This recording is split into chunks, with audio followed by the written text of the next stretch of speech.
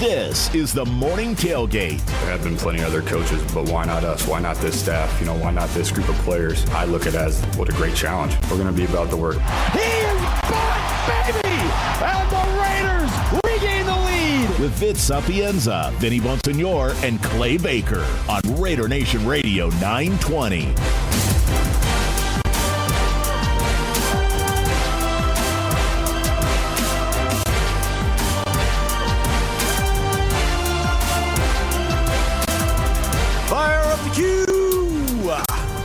Grab a beverage or two and settle in. This is the Morning Tailgate on Raider Nation Radio 920, the flagship for the silver and black. Vince Sapienza, Vinny Bonsignor, Clay Baker, coming to you live from Las Vegas on a Friday, July 24th, 2026.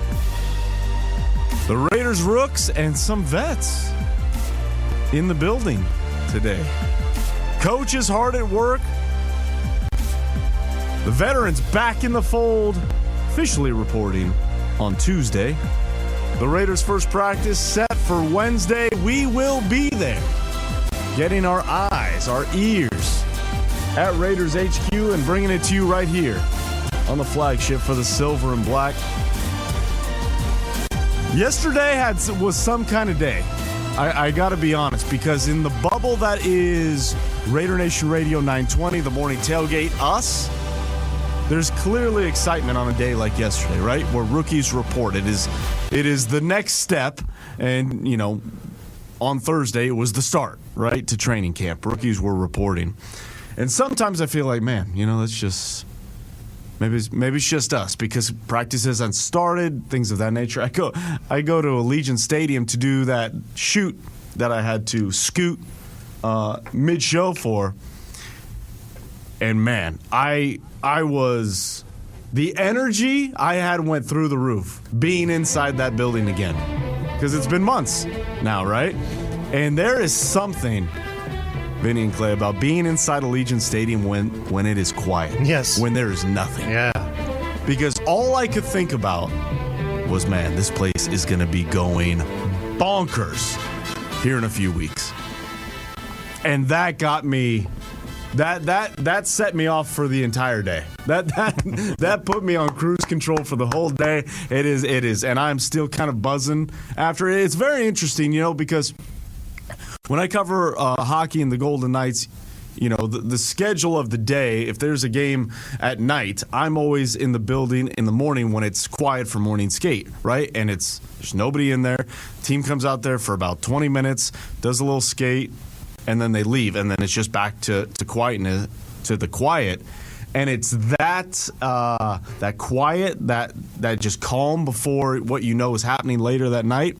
To an extent, that's what I felt yesterday. Being inside that building, and I know it's not later tonight or this weekend, but it feels like it's right there.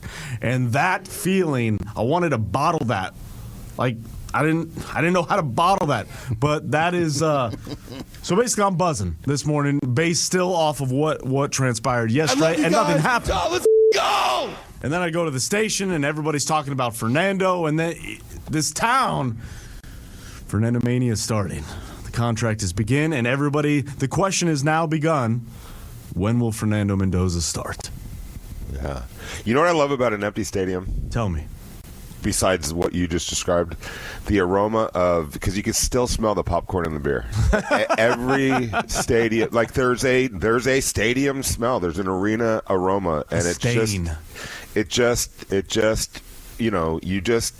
you can envision it, and you can breathe. You literally can breathe it in, and yes, you understand that very soon this thing is going to be packed, and it's going to be rocking and rolling, and there's all sorts of possibilities. As Mark Davis always talks about this time of year, hey, we're undefeated, right? The Raiders are in first place. Everybody's in first place, and there's just so much hope. So we're lucky to do what we're able to do without question. I pinch myself every single day, and so being being able to walk into Allegiant Stadium as you did yesterday,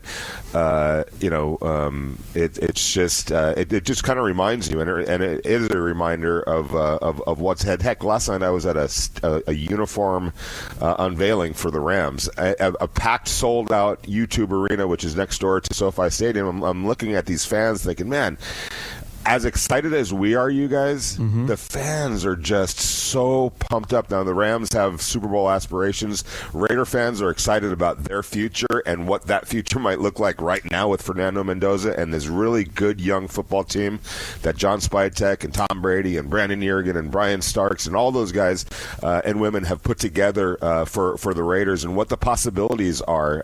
It's just, and that's times 32, right, across the NFL. It's just a great time of year, and you got that little tease yesterday.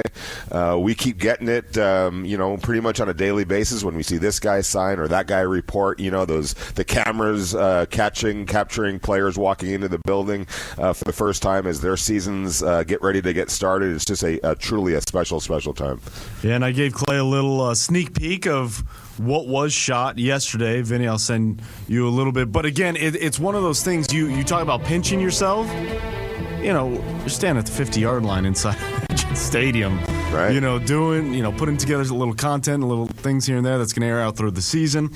But it's here, Clay. I mean, it's tangible. And I think the Fernando Mendoza signing yesterday, well, as we have talked about on this particular program, never worried, right?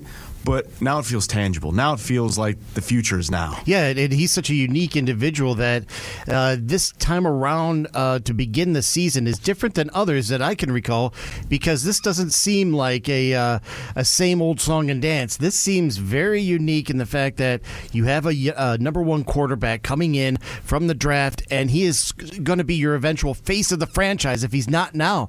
But he's the focus of everyone's attention, and this seems also like a new regime that has come in that you feel like, yeah, this is one in which everyone's kind of going in the same direction. The guidance, the mission is all very, very similar. So when you're walking through the stadium now, I think people are going to be walking with a different lilt on their step, and a little different energy that's going to be in the building because of one guy and because of the collection of people that are there right now. Well, let's face it, even if we're being honest here, even toward the last couple of years of Derek Carr, let's face it, there was always that yearly story that was written, all right, are the Raiders going to draft a new quarterback? Are they going to bring in a new quarterback to upgrade over Derek Carr? Let's be honest about that. I know there's, a huge amount of fans still that, that have DC's back, which I completely get, but there was also just as many fans who are like, we got to get better at quarterback. So there was always that lingering over the franchise. Ever since I've been covering the team, Vince, I think you could back me up on that.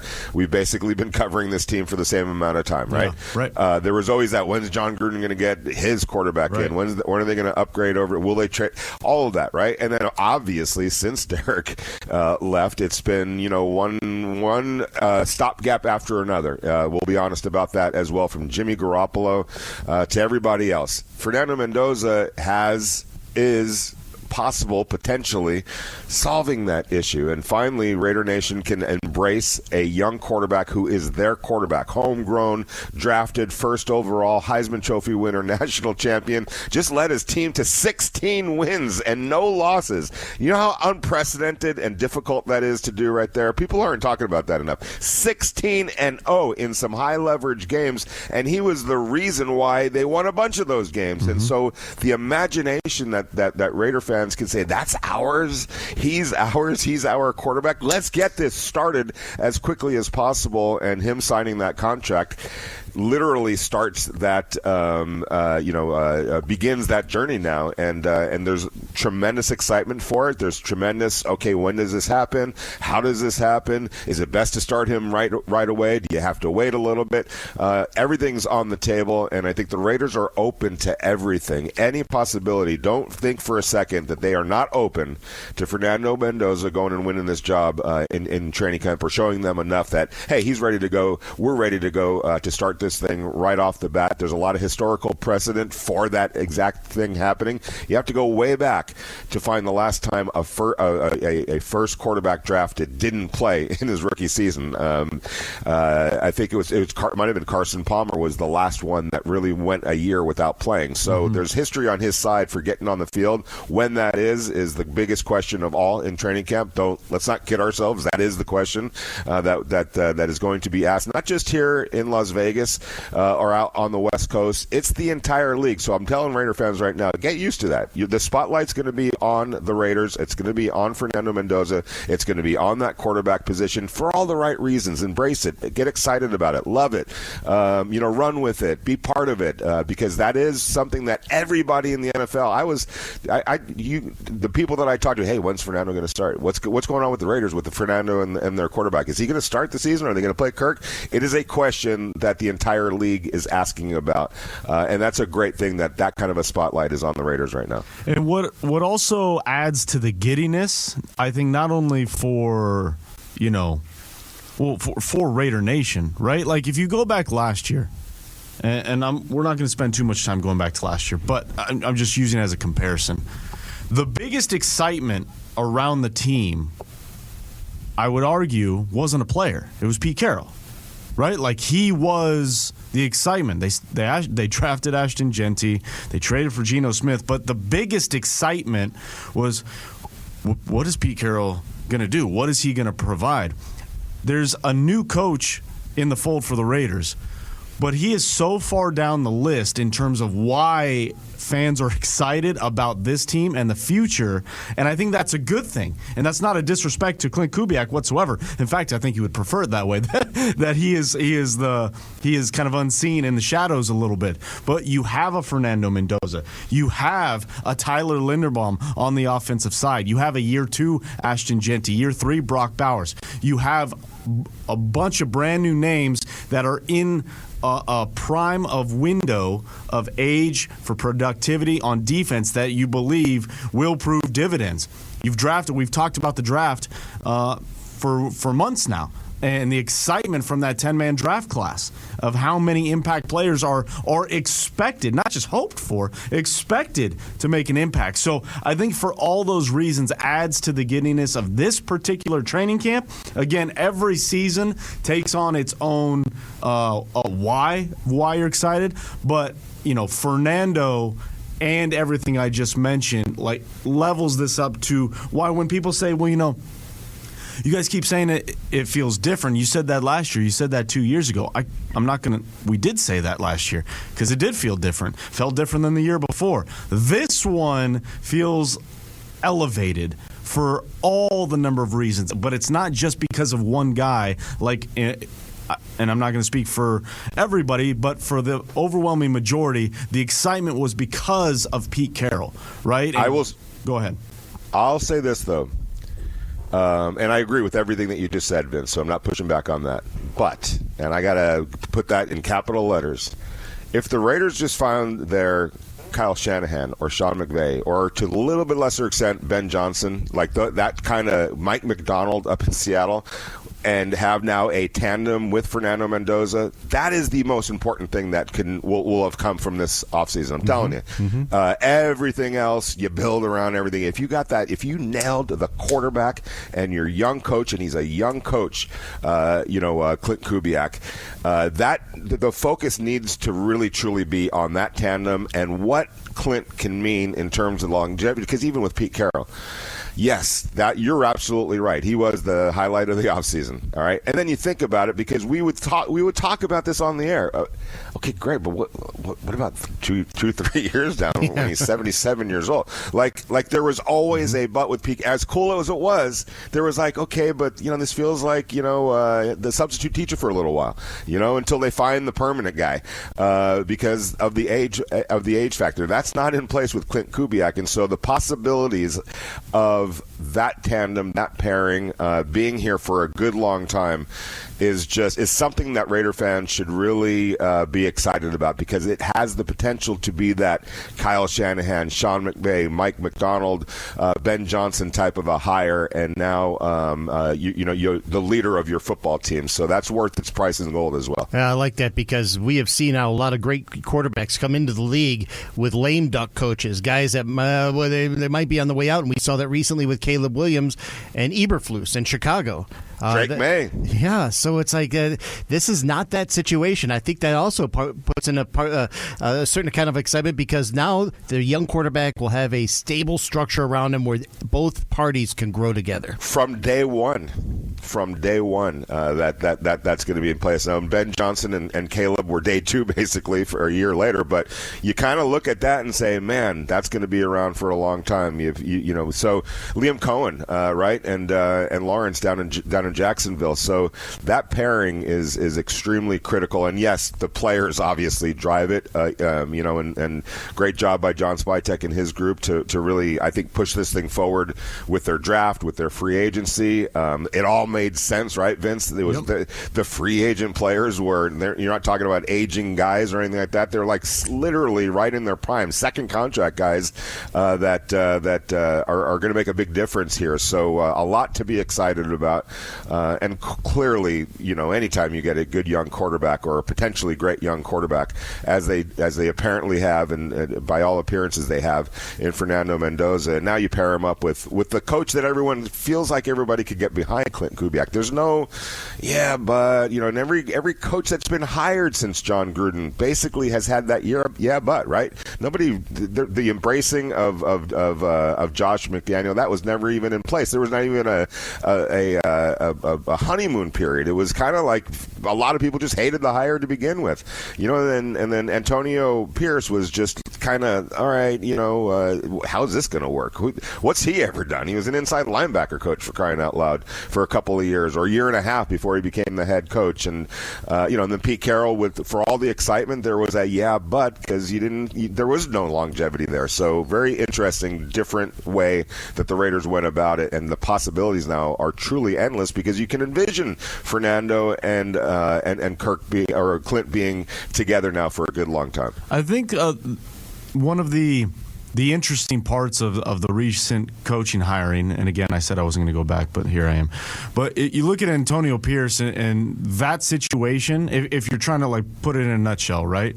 You look at that situation being like, yeah, that was the guy that motivated everybody. All right, yeah, he's obviously going to be the guy. Then he becomes the guy, and it's like, okay, so why is he the guy? Well, he doesn't. Time management, what is happening? A lot of questions there. Pete Carroll, I don't know if we ever really dug into it, but the question with Pete Carroll was the longevity. Yeah. And I don't think we took enough time to sit there, at least at the beginning. And again, hindsight's 20/20, but what if this doesn't work quickly out of the gate with Pete Carroll? But what I'm saying is that's the what ifs. Yeah. With Clint Kubiak, you can forget the team for a second. His credentials, the only but with a Clint Kubiak is that he was not a head coach before. Right, exactly. And if that's your but, well, that's 98% of the coaching candidates that will be now and forevermore. So when you talk about the credentials, his age, what he excels at, he's bringing, right? Yeah, so all of that is the reasons why there's excitement, and that's not glazing or whatever, or pumping tires or blowing. That's literally when you're drawing up a coaching candidate that's never been a head coach. Okay, what do you want him to have? Well, I want him to have success. He just won a Super Bowl. Well, who did he learn from? Well, his dad was a Super Bowl coach. Who's he ever developed? Yeah. Well, which quarterback would you like to? What can we point to that he does? So that those are the reasons, and those are the reasons, and you match that with a number 1 overall pick for all the reasons you just pointed out in Fernando, which is Mendoza. right up Clint's alley on his side of the ball, with the cloud of context above all of it. That was Spytek and Mark Davis at the start of the offseason saying, We're going to build this the right way. Exactly. And what that meant was we're not going to try and make it happen tomorrow.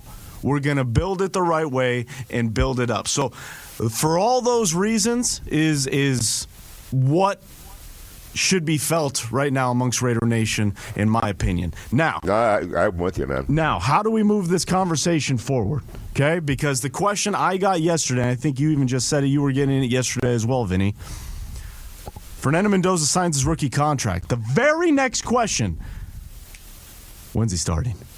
Okay, so we obviously don't have the crystal ball. We've had that conversation. What is the ideal fit? When is the transition? When does that happen? We're going to ask this question. With the Raiders, because we understand it's going to be a team effort, right? It's never just one person. But who is going to be the one person that you believe is going to expedite the process to Fernando being the guy? Is it a coach? Is it a player? Is it Tom Brady? I'm not asking what position group is helping. I'm asking player. It could be Max Crosby. Doesn't even play on the same side of the ball. Do you think it's Max Crosby is going to be the guy that helps Fernando? Is it Kirk Cousins? Is it Janocko? Is it Clint Kubiak? Is it Tyler Linderbaum? There are a number of names, and that's, again, we talk about reasons for excitement, Vinny and Clay. There are a number of names, and I use the word tools in quotes, at Fernando's disposal in terms of helping him get online. Can you say the name Clint? Just say the name.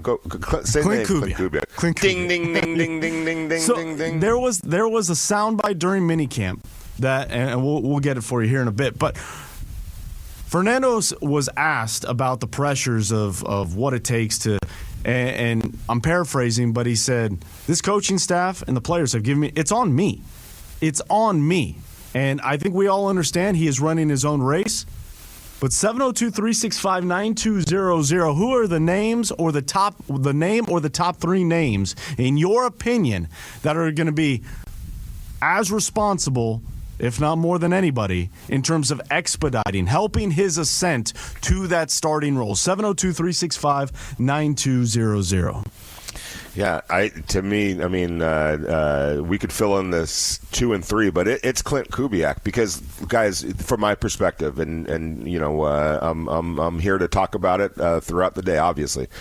But you look at what Ben Johnson meant for Caleb Williams. You look at what Liam Cohen meant for Trevor Lawrence. You look at what Sean McVay meant for Jared Goff, and then they bring in Matthew Stafford. It gets him to an even higher level.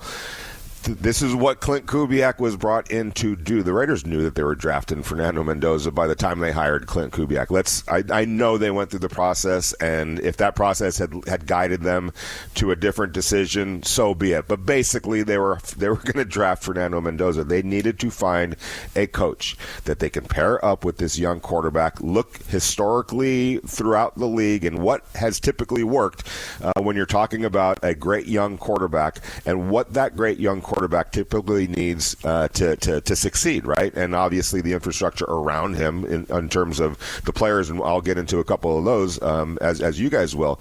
But it starts with the coach. It has to start with the coach and what that plan is, and his plan of usage for the quarterback, and how he is going to figure out what the strengths are, what some of the weaknesses are, and coach around it and build game plans that accommodate for all of those factors. So for me, it has to start with Clint Kubiak. He is the chief number one dude that's going to affect Fernando Mendoza the most in the positive sense. 702-365-9200. Alex Eschelman will be joining us in hour number 2. Chris Thomas, hour number 3. But throughout the morning, we want to hear from you. 702-365-9200. Who are the 3 names? Everybody's going to be helping Fernando. We understand that. But if you had 3 names that you believe will help Mendoza's ascent to the starter's role the most, who are those 3? Coach, player, front office member, owner. We want to hear from you, Raider Nation. This is the Morning Tailgate, Raider Nation Radio 920. Your calls, your texts coming up next. But first, Hey guys, are you craving real Mexican food that's been doing it right for generations? Then it's time for Sal's Mexican Restaurant, a Central Valley tradition since 1942. We're talking about the kind of food that keeps people coming back. Stacked burritos, sizzling fajitas, legendary enchiladas, and those award-winning tamales that everybody's talking about. And here's the best part. Whether you're in Selma, Madera, or Fresno, Sal's has a location for you. Plus, Raider Nation, listen up. Sal's is always about the silver and black. Game day, fight night, anytime. This is your spot. Can't make it in? No problem. You can get Sal's delivered straight to your door wherever you are. Just go to salsmexicanrestaurant.com. That's salsmexicanrestaurant.com and place your order right now. They'll deliver it to you wherever you are. Don't wait. Don't settle. Sal's Mexican Restaurant, tradition, flavor, and Raider pride. Served up fresh every single day. Vince, Vinny, and Clay want to hear from you. Call or text the show at 702-365-9200. Now, back to the morning tailgate. Well, I watched a lot of film. I wasn't necessarily installing this offense. I was installing general NFL offense, getting more accustomed to under center play, and general West Coast concepts, which does fit under this tree, which now paid off like in taking that risk, talking about fortune favors the bold, rolling the dice on that a little bit. But this scheme, it really allows a quarterback to be a point guard. I believe that my job, we have so many great playmakers, whether it's on the outside, tight end, running back, or offensive line. I just need to get the ball to the playmakers and do my part of the offense and be my 1/11th. And at that point, I believe this offense allows the quarterback to do that. And with such great coaches, I look forward to immersing myself into it. One Fernando Mendoza talking about how he sees his role as QB1. Welcome back in, everybody. 702-365-9200. Who are the top three guys you believe will be helping Fernando the most in his ascent to the starting role? Now, like a bingo card, feels like Clint Kubiak is that free space, right, of the top three. Doesn't mean you have to pick Clint Kubiak, but it feels like he's going to be obviously a massive voice in the head that is Fernando Mendoza. But when I look at it, if I'm including Clint Kubiak, and I am, the other two that I'm looking at the most in terms of helping him to his ascent, it's Tyler Linderbaum and Ashton Genty. Those two players in particular. When I look at Tyler Linderbaum, as you know, this guy was paid a historic number for interior offensive linemen. The Raiders, most agree the Raiders overpaid. But if you ask the Raiders, they say they needed to do what they had to do. So by that logic, it's not an overpay, right? You get the guy that you wanted, whatever it takes, you go get him. They got him. And he's not just, this mauler, this highly intelligent, highly athletic guy in the middle of the offensive line. He's a stabilizer for a five-man unit that has been, let's face it, in shambles for years now. He not only stabilizes that, but he is also the mind, the AI assistant, if you will. He's ChatGPT for Fernando Mendoza at the line of scrimmage.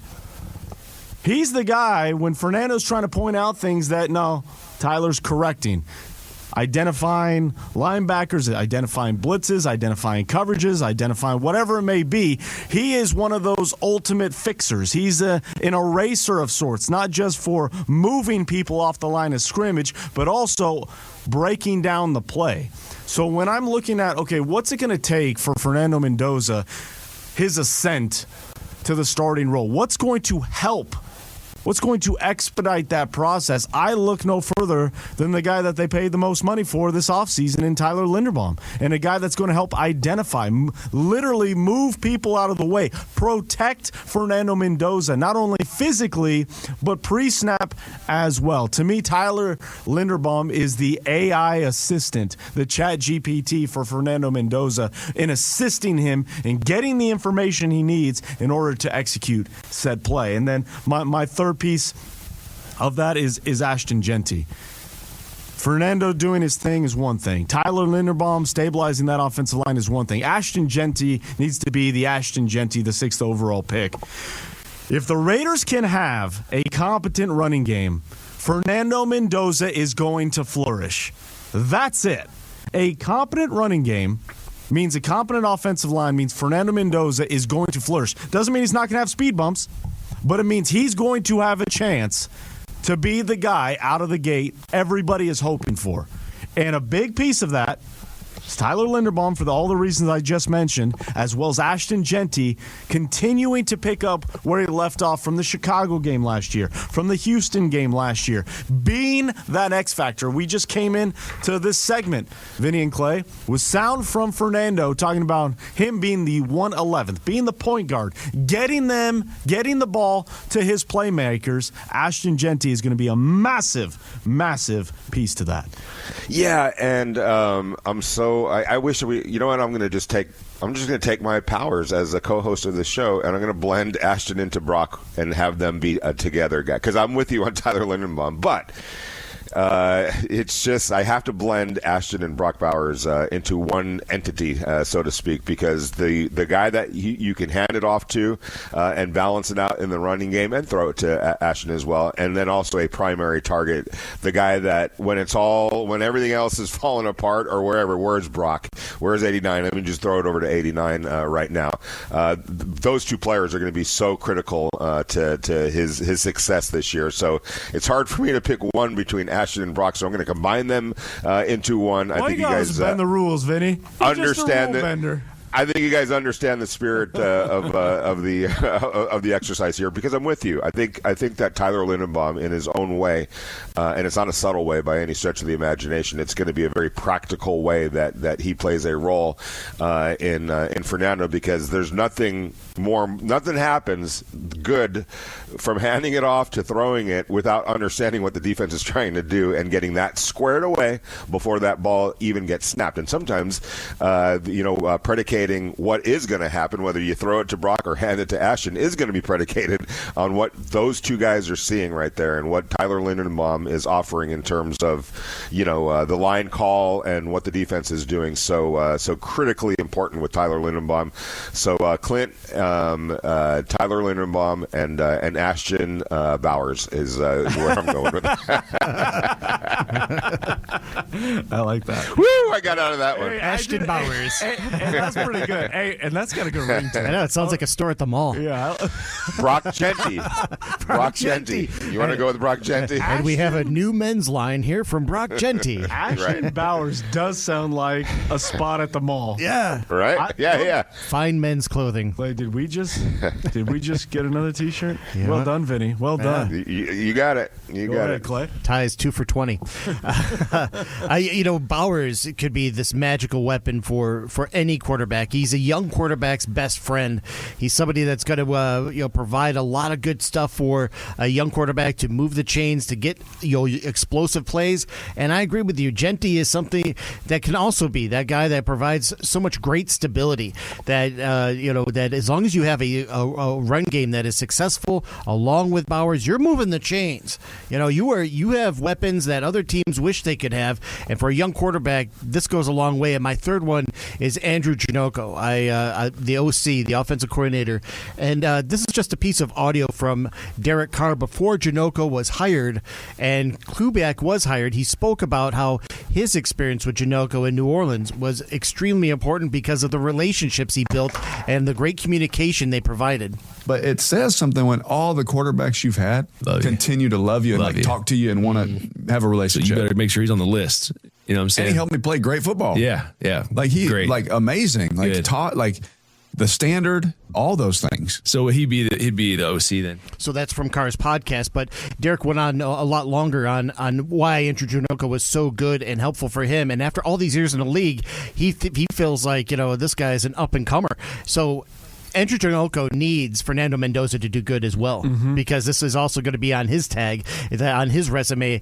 Were you able to propel this young wunderkind into stardom, into a great successful quarterback? So Janocko is kind of like a mouthpiece for what Kubiak wants on the offense. And while Clint continues to run and manage the team, Janocko's going to spend a lot more time with Fernando to making sure that he understands the principles of what Kubiak wants. Yeah, it's a huge part, obviously. Clint Kubiak was very upfront and honest. He's like, came here. I'll be handling the offense, but he is still the head coach, so he has many other duties, as we've discussed before, and you pointed out, which is, I think it's a great pick. It's why this list it is not in real life limited to just 3 players. Everybody's going to have an equally large responsibility in helping the ascent of one Fernando Mendoza.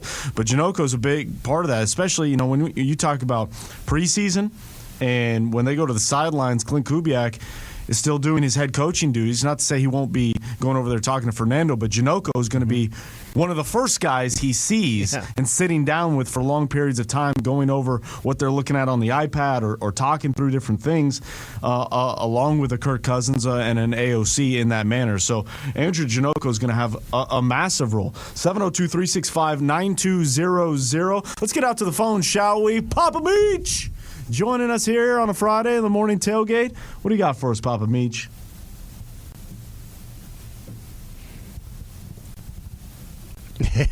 Papa, is this a silent movie? Stunned. All right, we'll get back with Papa Meach. You guys mentioned Andrew Janoko, and I'm fired up about that as well. And I know I keep bringing this up, and maybe people are tired of hearing about it, but I'm going to keep pounding the table on this. This so much reminds me of 17 Rams. They're often you bring Sean McVay in, the hotshot offensive coordinator from the Washington Commanders. Go ask Kirk Cousins what Sean meant to him, right? In Washington. And then who does he bring in as his offensive coordinator? A guy by the name of Matt LaFleur, who's also on that Washington staff, right? Very much like what Clint Kubiak is doing. His the quarterback coach that he had when he was the offensive coordinator in Seattle is a guy by the name of Andrew Janoko. They also work together in New Orleans. So that tandem right there of Clint and Andrew is very reminiscent to me of Sean and Matt LaFleur and how that all worked in that first year with the Rams. They won their division after winning 4 games the year before, and the offense was the best offense in the NFL after being one of the worst in the NFL the previous year. So there's so many similarities to me in how the Raiders went about constructing their roster this offseason, their draft this offseason, and then also their coaching staff this offseason. So yes, Andrew Janoko, and you can go right on down the line with the other offensive assistants that Clint Kubiak brought in, and the roles that they're going to play, obviously on the offensive line and everywhere else, because don't think for a second Rick Dennison doesn't play a role in all this, protecting Fernando Mendoza, or if it's Kirk Cousins out there. So those coaching hires make a big difference, and coaching absolutely matters. Go look at the great teams in the NFL. They're all coached well, period, exclamation point. You don't win without that element in place. So I'm fired up about what Janoko is going to mean to Fernando as well. 702-365-9200. We're going to get to your calls here on the other side, but first it is time for the Summer of Fun. This is the final day to enter for a chance. You go to SoCal. Ooh. Stand in some lines. Have some funnel cake. Churros would be my choice over the funnel cake. You could have both. You could have both. You could. Disneyland, Universal, 3-night stay in Anaheim could all be yours. Courtesy Raider Nation Radio 920, as well as Terrible. It's all part of the summer fun giveaway. Text in to 702-365-9200. Keyword of the day, and the keyword of the day here on a Friday, July 24th, 2026. The keyword of the day is strong. Strong, Clay. S-T-R-O-N-G. Strong. Text it in, 702-365-9200. You are entered for a chance for summer fun in SoCal, Universal, Disneyland, 3-night stay at Anaheim. That's right. You're welcome. It's the Morning Tailgate, Raider Nation Radio 920.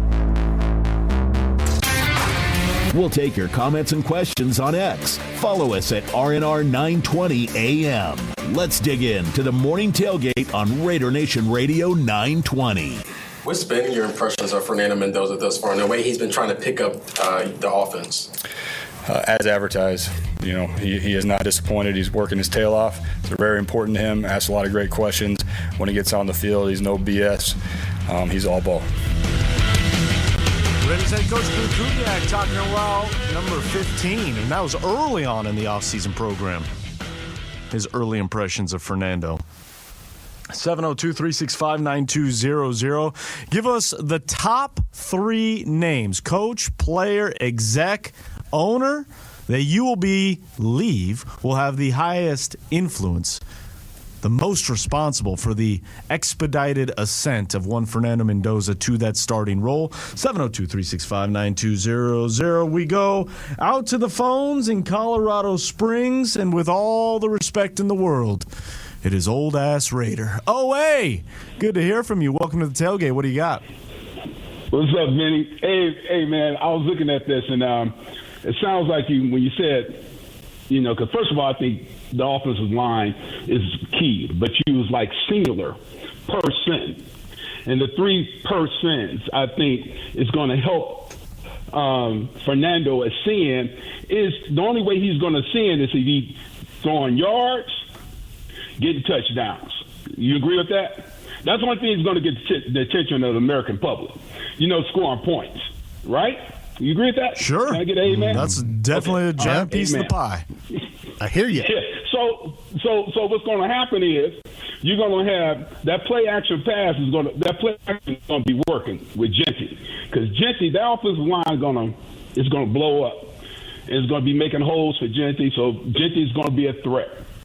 And I agree with everybody, and I think he's going to be 1,300, 1,500 yards easy, and close to 2,000 yards combined. And another talking about Genty, you seen that video he did, right, when he was dunking? Yeah. Did you see the video when he was dunking? Did Yes. you see how he was able to palm the ball and lean in, 5'8", over 200 pounds with that kind of hops? He's a problem, okay? And then you're gonna have, so they're gonna be scared of Genty. And then they're gonna be trying to stop the run. That's gonna open up Bowers, and Bowers. Well, hell, everybody knows he's a wide receiver. What is he? A football god or Football robot god? Yeah, football robot guy. Yeah, the dude is bad. Catching stuff on his butt, one hand. Yeah, the catch rate is off the chain. Everybody knows that Bowers is a problem, right? So that's going to make things a lot better for Bowers. Bowers going to be making all these fantastic catches and stuff like that. That's going to be the highlights. Everybody, Sports Center, and they're going to be talking about, man, the catches and the runs that Jenny did. But then that's going to happen is it's going to open up that passing game a little bit more. We're going down the field, and we're going to be able to use I can't think of the guy's name, man. Come on, the dude's 5'8", 5'9", runs 4.2s. What's his name? Wide receiver. Trey Come Tucker? on, help me, y'all. Trey Tucker, thank you. Trey Tucker is going to be catching. He's going to I bet you he's going to have. They're going to be saying Trey Tucker. He leads the NFL with more catches over 25 yards. He's going to be a problem also. So I think that's going to be it right there. You got Genty, Bowers, Trey Tucker is going to be a problem. Highlights, and they're going to be, touchdown heaven. Here we come, y'all. The silver and black is back. Hey, sunshine and blue skies. Here you go. Go Raiders. All right, bros. I'll listen to y'all later on. Love your show. Thanks for accepting my call. Hey, one more question. So I heard during the practice we had that came to the with the rookies practice was Crosby. Yeah. What's his name? Oh my God! See, this is old. This oldness This right is what here. happens. This is By the why way, Flo by the comes way- in Alway later. By the way, Trey Tucker's going to be looking at you cross-eyed for calling him 5'2". I'm just saying. Man. But what I was thinking about, I heard 3 Raiders. Some you had Crosby and 2 other players. They played last year, and JP. Golly, y'all. Anyway, they was all there, and I was just wondering, how that reflects on the rookies? Does it help the rookies? And Vinny, you be, or Vince, you was there yesterday, wasn't you? Hey, Old Ass, that's great, man. Thank you for the call. Keep them coming. We love it that you call and bring us your thoughts. We'll pick it up on the other side. Yeah. Hour number 2. Keep the calls coming. We'll get to your phone calls. Looking at you, Papa Meach. We're coming to you next here on the Morning Tailgate, Raider Nation Radio 920. This is the Morning Tailgate. I'll just tell the Raider Nation that we have to earn your trust. We got to earn those seats in the stands by putting a great product on the field. Words will not do it. It's our actions. With Vince Sapienza, Vinny Bonsignor, and Clay Baker on Raider Nation Radio 920.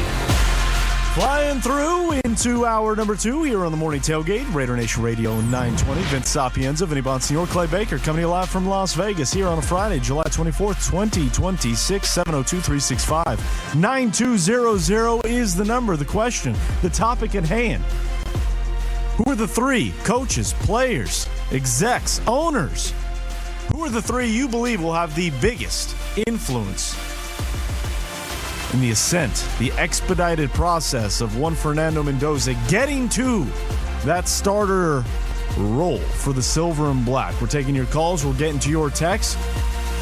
But before we get back to the phone lines, during minicamp, I alluded to earlier in hour number 1 about how Fernando Mendoza feels like he has been given the opportunities, and he was asked the question during minicamp about the transition from college to the pros and the pressures of what is expected of him moving forward.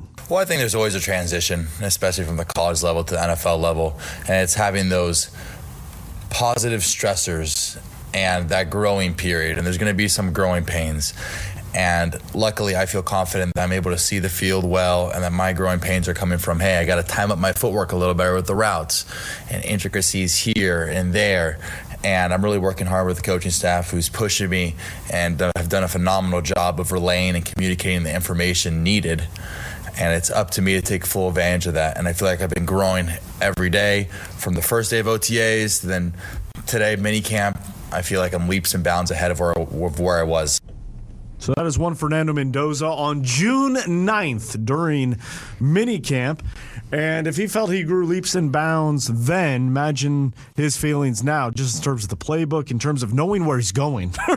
Like the parking lot of the facility, inside the facility, things that become process you don't even need to think about, right, Vinny? And that's what kind of these next few days are used for with rookies reporting early.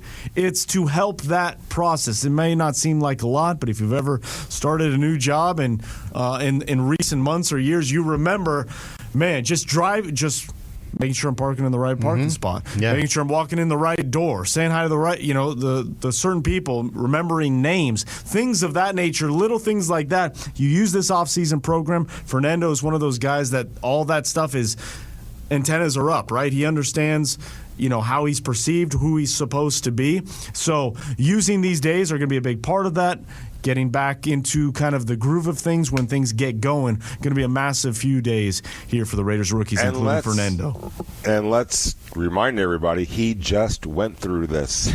This is why I'm kind of fired up. Like he went from Cal to Indiana, and it wasn't going from Cal to Indiana with a bunch of, hey, gosh, I hope you do really well, and help this mediocre program, win a few extra games. It was literally to go win the Super Bowl in college football. Like, those were the expectations, and he had to do that. He had to learn where to park. He had to learn new classrooms to go to. He had to, meet a new coaching staff, a bunch of new teammates, all on the fly, all with the most the highest of high expectations. That is why he went to Indiana. That's why they brought him to Indiana.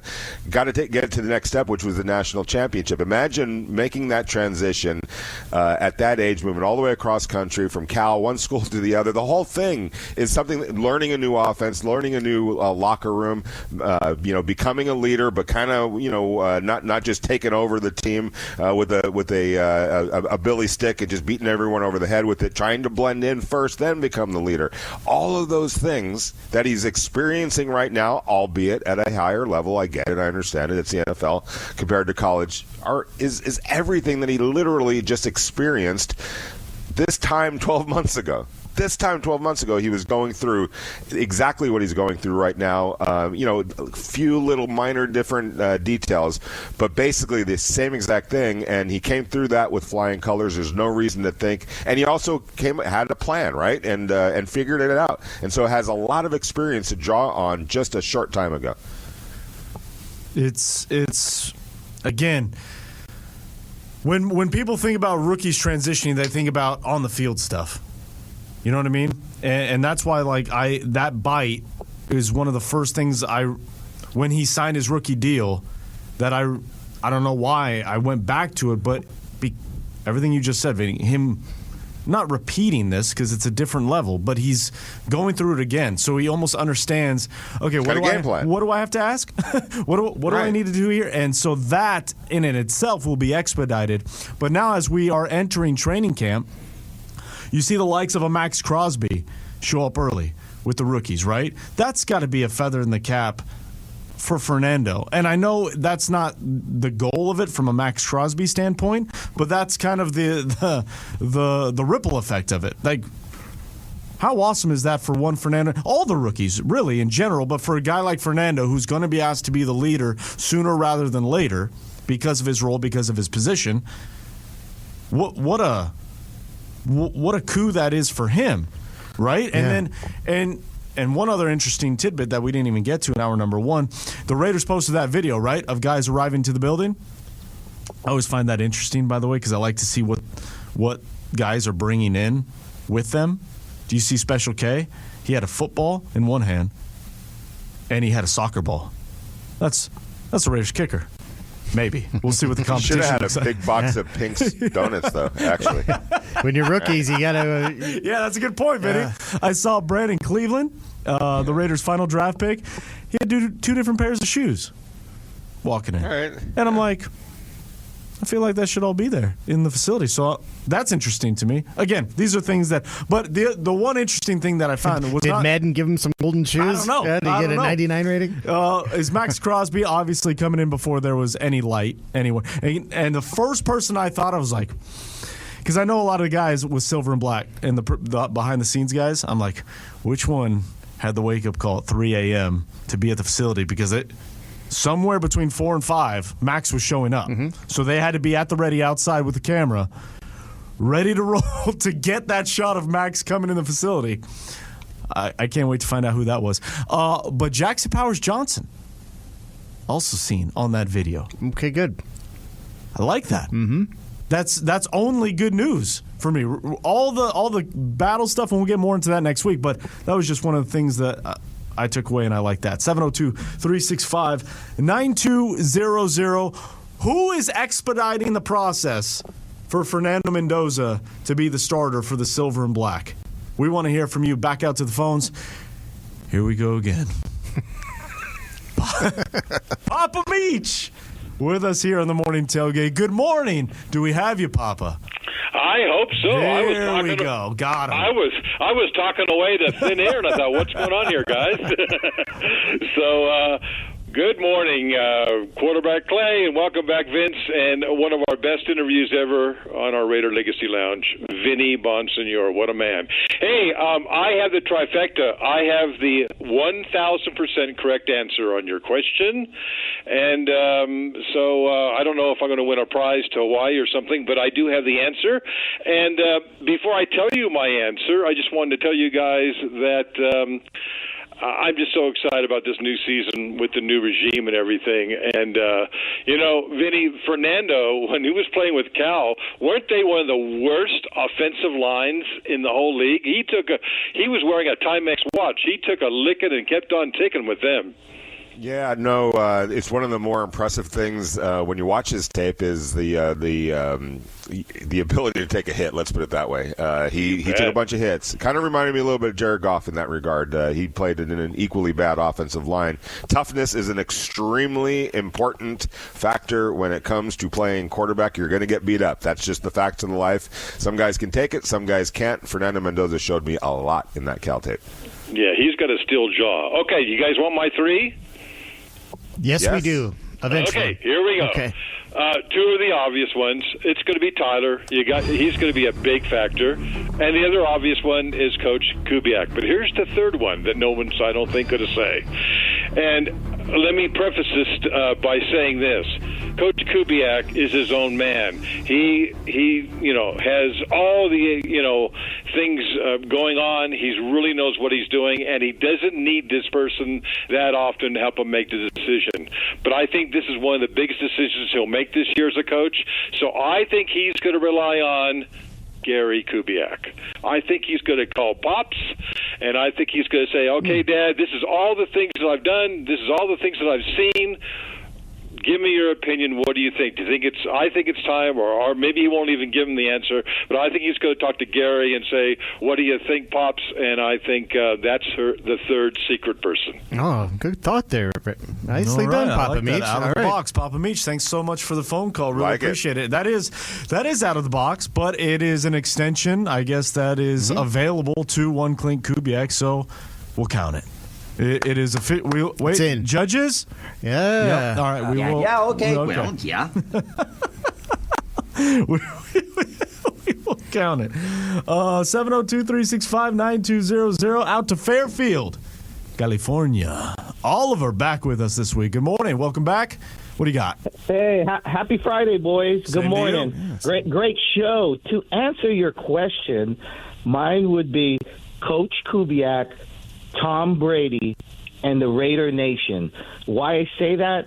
Because like I called the other day when I escaped from work and told you guys I want him to marinate and wait for a year, is because when the Raider Nation, when we are 2-9 and the stadium is filled with Denver and Kansas City fans, and the way we are, you guys been in this business a long time. You know, I'm showing my age. I'm born in 1972. All Raider fans from the Bay Area, Los Angeles, Las Vegas get excited during this period. We are all excited, new regimes. But, again, we got to face reality. You know, I've been at my job for 26 years. You remember when you were in your job for your first year? It's such a gigantic step from 1 year to 2. I don't want him to be Alex Smith. I'm in the Bay Area. You know, they threw that kid, you know, in his first year. You know, do you want him? I don't want Fernando Mendoza to be journeyman. We have two serviceable quarterbacks in Kirk Cousins and Aiden O'Connell. And also, all the vets, Mad Max, we're wasting his prime. Why would we start a rookie quarterback and throw the white flag and just end the season? At least let our boys compete with these veteran quarterbacks and let him marinate. But to answer your question on the morning show, Coach Kubiak, Tom Brady, and the Raider Nation will excel his playing time this year. Oliver, a quick question for you, just to play devil's advocate. Yeah. You're saying Fernando Mendoza starting is the Raiders waving the white flag? You know, a little bit. I mean, our division is so tough. Like, put it this way. You know, I was a 19-year season ticket holder to Oakland. I still kind of bitter. I still can't get to the Las Vegas. My brother and my cousins go to games. They go to games in the beginning of the season because they don't want to go at the end of the season because the games become preseason. I just feel that if we start Fernando Mendoza, we know we're in a rebuild. We know it's Kubiak's going to clean house and bring his people. It's going to take time, But I just feel if I'm Max Crosby and I'm in my prime and I'm going to the facility at 6 a.m, I just think it's tough to start the rookie quarterback in week 1. I guess waving the flag is a harsh word, but especially in the pros, the NFL at its highest level. But look at our division, guys. At least Kirk Cousins and Aiden O'Connell gives us a chance to fight and compete every Sunday. I just think Fernando Mendoza, it's great, but it just doesn't give us – if you start him the whole year, it gives us 3 wins again? Again, 7 wins and 10 losses. Is what I'm predicting because of a tough division. We don't play Cleveland twice. We don't play Miami twice. It's just I mean, any given Sunday, yes, but just my opinion, just marinate Fernando. And I saw him live against Miami and Cal. Cal wasn't a bad team. He was just an accurate. Their defense was their bread and butter when he was there. Actually, he when I watched that game live, I was like, oh, he's pretty accurate. He has a brain. But I was there to see Cam Ward, and but. Yeah, Mendoza, I think Matt Ryan, Jared Goff is his ceiling, and let him develop. And those quarterbacks brought their teams to the Super Bowl. But I just feel starting him off the bat is just I just feel that's just the wrong move. All right, Oliver. We appreciate the phone call, appreciate the opinion. Thank you so much. Look, if and this is just my take on it. The best development is hands-on. I learn my best when I'm actually learning from my mistakes. Fernando Mendoza talked about it in minicamp. Look, I'm going to make mistakes. I have made mistakes. The key is not being a repeat offender. And by all accounts, with inside the building people that I've talked to, Vinny, you can speak on people you've talked to as well, he has not been a repeat offender. It may not be this exponential leaps and bounds because we just simply haven't seen it. It may happen at the start of training camp. We may be talking about this time next week. Holy crap, Fernando Mendoza is spinning it right now. At this time next week, we could be saying, hey, he's still got a hill to climb a little bit. We simply don't know. I just disagree with the fact that if you say you're going to start Fernando Mendoza, you're waving the white flag. You knew you were in a rebuild the moment you had the number 1 overall pick. Like, it's not all of a sudden the Raiders are in a rebuild. They've come to that understanding, and that's why we started this conversation at the beginning. The first message this offseason was the clear vision and what was in front of this franchise in terms of getting back to what this franchise has been built on, which was winning. It was going to be a slow build. They were going to do it the right way. They understood. They may not have ever said rebuild. You can use the term retool. Whatever you want to call it, you had the number 1 overall pick. You were building this thing from the ground up. You have your foundation in your franchise quarterback.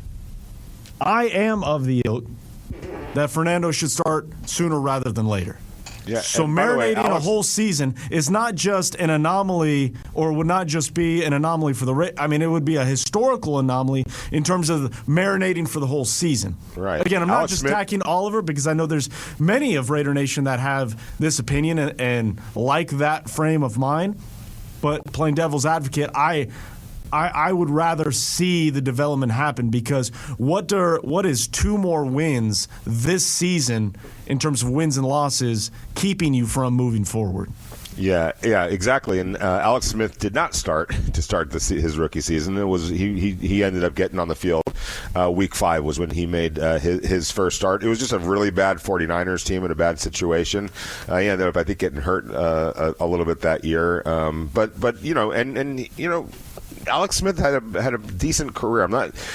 Alex Smith was on his journey to compare to just go there with the comparison if Fernando plays as a rookie and completely ignore all the other. There's been plenty of success stories with young quarterbacks who got on the field early. We've talked about a whole bunch of them, like in recent history too, and even in the cases of like a Caleb Williams or Drake May, who struggled playing extensively in their first years. The very next year, they won division championships, and Drake May was an MVP, the runner-up for MVP his second year. He took his team, helped take his team to a Super Bowl. Caleb Williams, they won. The Chicago Bears completely turned it around and won a division championship and went to the playoffs. So this notion that like you said, you're just waving the white flag. Yes, it might come with a little bit of initial pain, as it did in Chicago, as it did with the New England Patriots. But there's also the very strong possibility that it could be a Jaden Daniels type of a rookie season, in Washington, or a C.J. Stroud rookie season with the Houston Texans. And at the very least, the experience can help put him in position and the Raiders in position to have real success and a real turnaround next year. So there's a lot of practical reasons, Vincent Clay, why getting him on the field is important. And I dare I say, above, like you just said, a couple of extra wins, even though that none of those extra wins are guaranteed with Kirk Cousins or Aiden O'Connell, by the way. It's not like you are knowingly and absolutely, without a shadow of a doubt, trading wins by starting Fernando Mendoza over either of those two quarterbacks. That's not the deal here. There's no guarantees that you're going to win any more games with Kirk Cousins as your quarterback or Aiden O'Connell as your quarterback compared to Fernando Mendoza. So just to assume that you're waving the white flag and saying and surrendering, 9 wins, I don't see it that way. I just don't. Yeah, again, I know that there are some in Raider Nation, and again, that's fine if that is your prerogative, that are okay with Fernando kind of sitting, being on the bench with the iPad, the headset, and learning. Fernando, I think himself has said he likes to learn on the job, right? I don't know if it's ever said it, quote unquote, like that, but he has to do, and that's why I go back to that line where he goes, I'm going to make mistakes. I'm okay with making mistakes. The soundbite we just ran when he talked about positive stressors, right? Basically what he's saying is going through what he knows is going to be a bumpy road, but to get through it and understand, okay, that's why it is what it is. Let me go fix that and not be a repeat offender. To me, that is the key, especially at the quarterback spot, because while he has plenty of experience in terms of quarterbacking with starts in college, as we've said time and time again, the NFL is a different animal. So the experience helps, and maybe processing it, getting through it, makes it easier, but you still have to get through it. You still have to see it at the NFL level. And the best way for him to see it, for me, is seeing it on Sundays. Training camp's going to tell us a lot if he's even ready for that step. Clint Kubiak, Andrew Janocko, Tom Brady, all of them are going to be deciding and critiquing, looking at if he is ready for that. 702-365-9200. Alex Eschelman, KTNV, is set to join us here. Coming up after the break. But first, hey guys, when it comes to your health, when it comes to your weight, how long have you been saying, I'll just start tomorrow? Yeah, I'll take care of it tomorrow. Come on.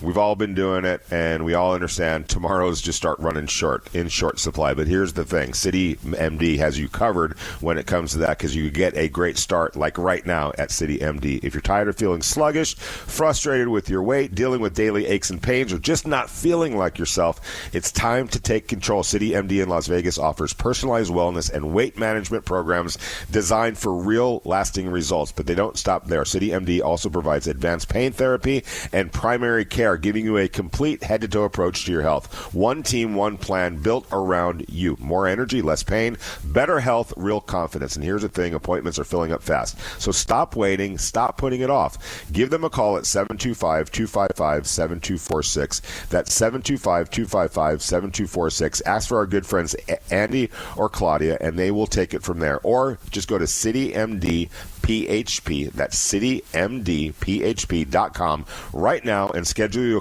your consultation. CityMD, stop waiting, start feeling like yourself again today. Vince, Vinny, and Clay want to hear from you. Call or text the show at 702-365-9200. Now, back to the morning tailgate.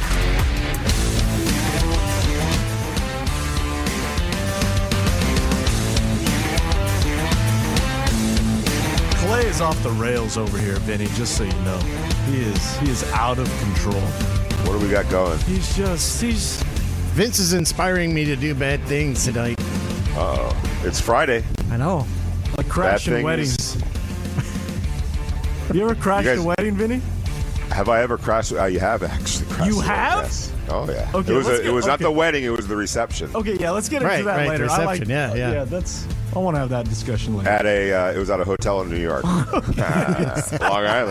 Island. They were serving martinis all night. There might have been some stewardesses involved. 702-365-9200. The question we're asking flight attendants, I'm today. Everybody's going to be part of the development process for one Fernando Mendoza. But if you had to pick 3 names, right? Coach, player, exec, front office, owner, who are the 3 names you feel are going to help expedite the process? Really put him on the fast track, in the fast lane, if you will, to becoming that starter for the Silver and Black. 702-365-9200. That is the number. We're going to get to more of your calls and your texts coming up, but joining us now, our special guest from KTNV, Alex Eschelman, storyteller extraordinaire, gearing up for training camp next week. Alex, good morning. Welcome. How are we? We well? Dang, it's always fun to hear the intros, too, when I hop on the show. The Wedding Crashers. You know, Vinny, you never know. My mom could have also been at that wedding. Oh, you no. two are Long Islanders. So Hey. you never know. And she likes to have fun. So she also could have been, you never know. I'm just going to play hypothetical. We're going to say that. Okay. Wedding Crashers, the movie as well, is an all-time classic. I mean, that's an all-timer. It's an all-timer. True story. Alex's mom, and we called your mom that one day to find out if she remembered the little bar that not bar. It was a nice place right on the water in Long Island, OBI's. Yeah, and it was a great place in the 80s. Everybody on Long Island knew about OBI's. And did your mom, did she or did she not know what we were talking about? She 100% did. And you can't go. There's something about an East Coast summer. I'm telling you what, this weekend is going to make me want to just call it quits with the summer here. Because it is, I mean, I walked outside this morning to go to a workout, and it's like you walk into an oven. It's that time of year where you're like, I'm done. Get me inside Allegiant Stadium where there's air conditioning. All right, it's funny because my daughter's in Miami right now. Like, I signed off on this months ago, you guys, and she's like, Dad, are you okay with it if me and my friend go to Miami? I'm like, I guess. This is like months ago, and now she's there, and I'm like, why did I do that? Why did I sign off on that? But she did call yesterday and said, Dad, the heat here is crazy. I go, you're from Las Vegas and you're complaining about the heat, but there is something different about the humidity and the Vegas heat. Oh, the worst. Well, you know who's not going to Miami? Who's that? Breaking news. LeBron James is not going to Miami. Cleveland. According to Shams, LeBron is signing with the Philadelphia 76ers. Wow. There you go. Whoa. Listen to this. On a 2-year, $8 million deal. He took the minimum. I'll give him credit. To me, that's the best place to go to win. Like they're on the. That's a good place for him. Yeah, that's a really. We're going to get to the Raider talk in a second. Alex, your immediate thoughts. Don't get me started on LeBron James. We've already started. Don't get me started. Don't listen. LeBron's amazing. He's going down in the history books as greatest of all time. One of the greatest of all time. But I was actually having this conversation not too long ago with my sports department at Channel 13. And I was getting fired up about it because I'm actually curious. Our producer, Brandon Bosser, he's from Philly. So I'm very curious to hear his thoughts on this. But it just bothers me. Like, what is, like, loyalty to a team? I loved when he won with Cleveland, when he went back to the Cavs and won the whole thing with them. But I don't know. Keep on. Oh, this is good. How about that? LeBron to Philly. All right. That is insane. That is mind-blowing. And it's also insane seeing the $8 million figure for any NBA player, let alone LeBron James, considering the 12th man makes like $200 million. Is it per year or over 2 years? Let me look. Because if it's 2-year, $8 million for the player option, so it makes me feel. Yeah. $8 million deal with a player option. Oh, yeah, okay. $8 million for this year. So that might be. Yeah. All right. So we'll park that because I don't want to upset Alex anymore. I want this to be a positive. Let's keep Alex in it. She's already had a hard time. She's already hot because of the weather. Yeah. Now she's boiling over. All right. So let's get to the topic at hand. Training camp is next week. As you said, let's get to Allegiant Stadium where it's AC, climate controlled. That is in a few weeks. I can tell you the AC is working just fine, and Allegiant was there yesterday. Very, very nice. When you look at Fernando Mendoza, right, and the writing is on the wall. He will be the starter for the Silver and Black at some point. When that is, TBD. But who are the players, coaches, execs, or even Tom Brady, who are the three that you feel are the most important to expediting that process for him becoming QB1? I'm going to say, okay, let's think about this for a second. I mean, you brought up one in Tom Brady. However, Tom Brady, rode the bench for a while before he got his shot, and then boom, look what happened to him. So, I mean, we're behind Drew Bledsoe. So, I feel like Tom has to play a big role in getting him starting under center. However, when you look at Tom's career and kind of what he preaches in terms of humility and preparation and being ready for when that time is right and when it's given to you, I don't know if he's going to be pushing him to get out there right away. I feel like offensive coordinator Andrew Janocko is going to have a really big hand in his development and giving him the confidence and pushing him to get out there as quickly as possible. I would almost put him with Clint Kubiak as like a 1-2 punch. Obviously, they understand that everybody wants to see Fernando Mendoza and everybody wants, to get the ball rolling on our new franchise, or the Raiders' new franchise quarterback taking the reins. So I think those three. I'd also like to throw in there, I don't know, John Spytek, but he's also preached, process and not getting him out there. So last but not, I'm throwing a bunch of names out there. Kirk Cousins. We're going to do another 1-2 punch. Kirk Cousins and Aiden O'Connell. You are cheating, Alex. This is supposed to be three names. You're like Vinny now. You're just bending the rules. Unbelievable. You can't invite somebody over to the party and then start dictating this. It's a good question. There's a lot of ways you could go with this. It will take a village. Let's put it that way. It will take a village. I want to hear your guys. Am I far off from yours? I said Kubiak, Linderbaum, Genti. Those were my three. Oh, Linderbaum, good one. Yeah, those were my three. I went Kubiak, Linderbaum, and a guy by the name of Ashton Bowers. So I combined Brock and Ashton Bowers. And yes, I went Janocko, exactly. Ashton Bowers as well. There you go.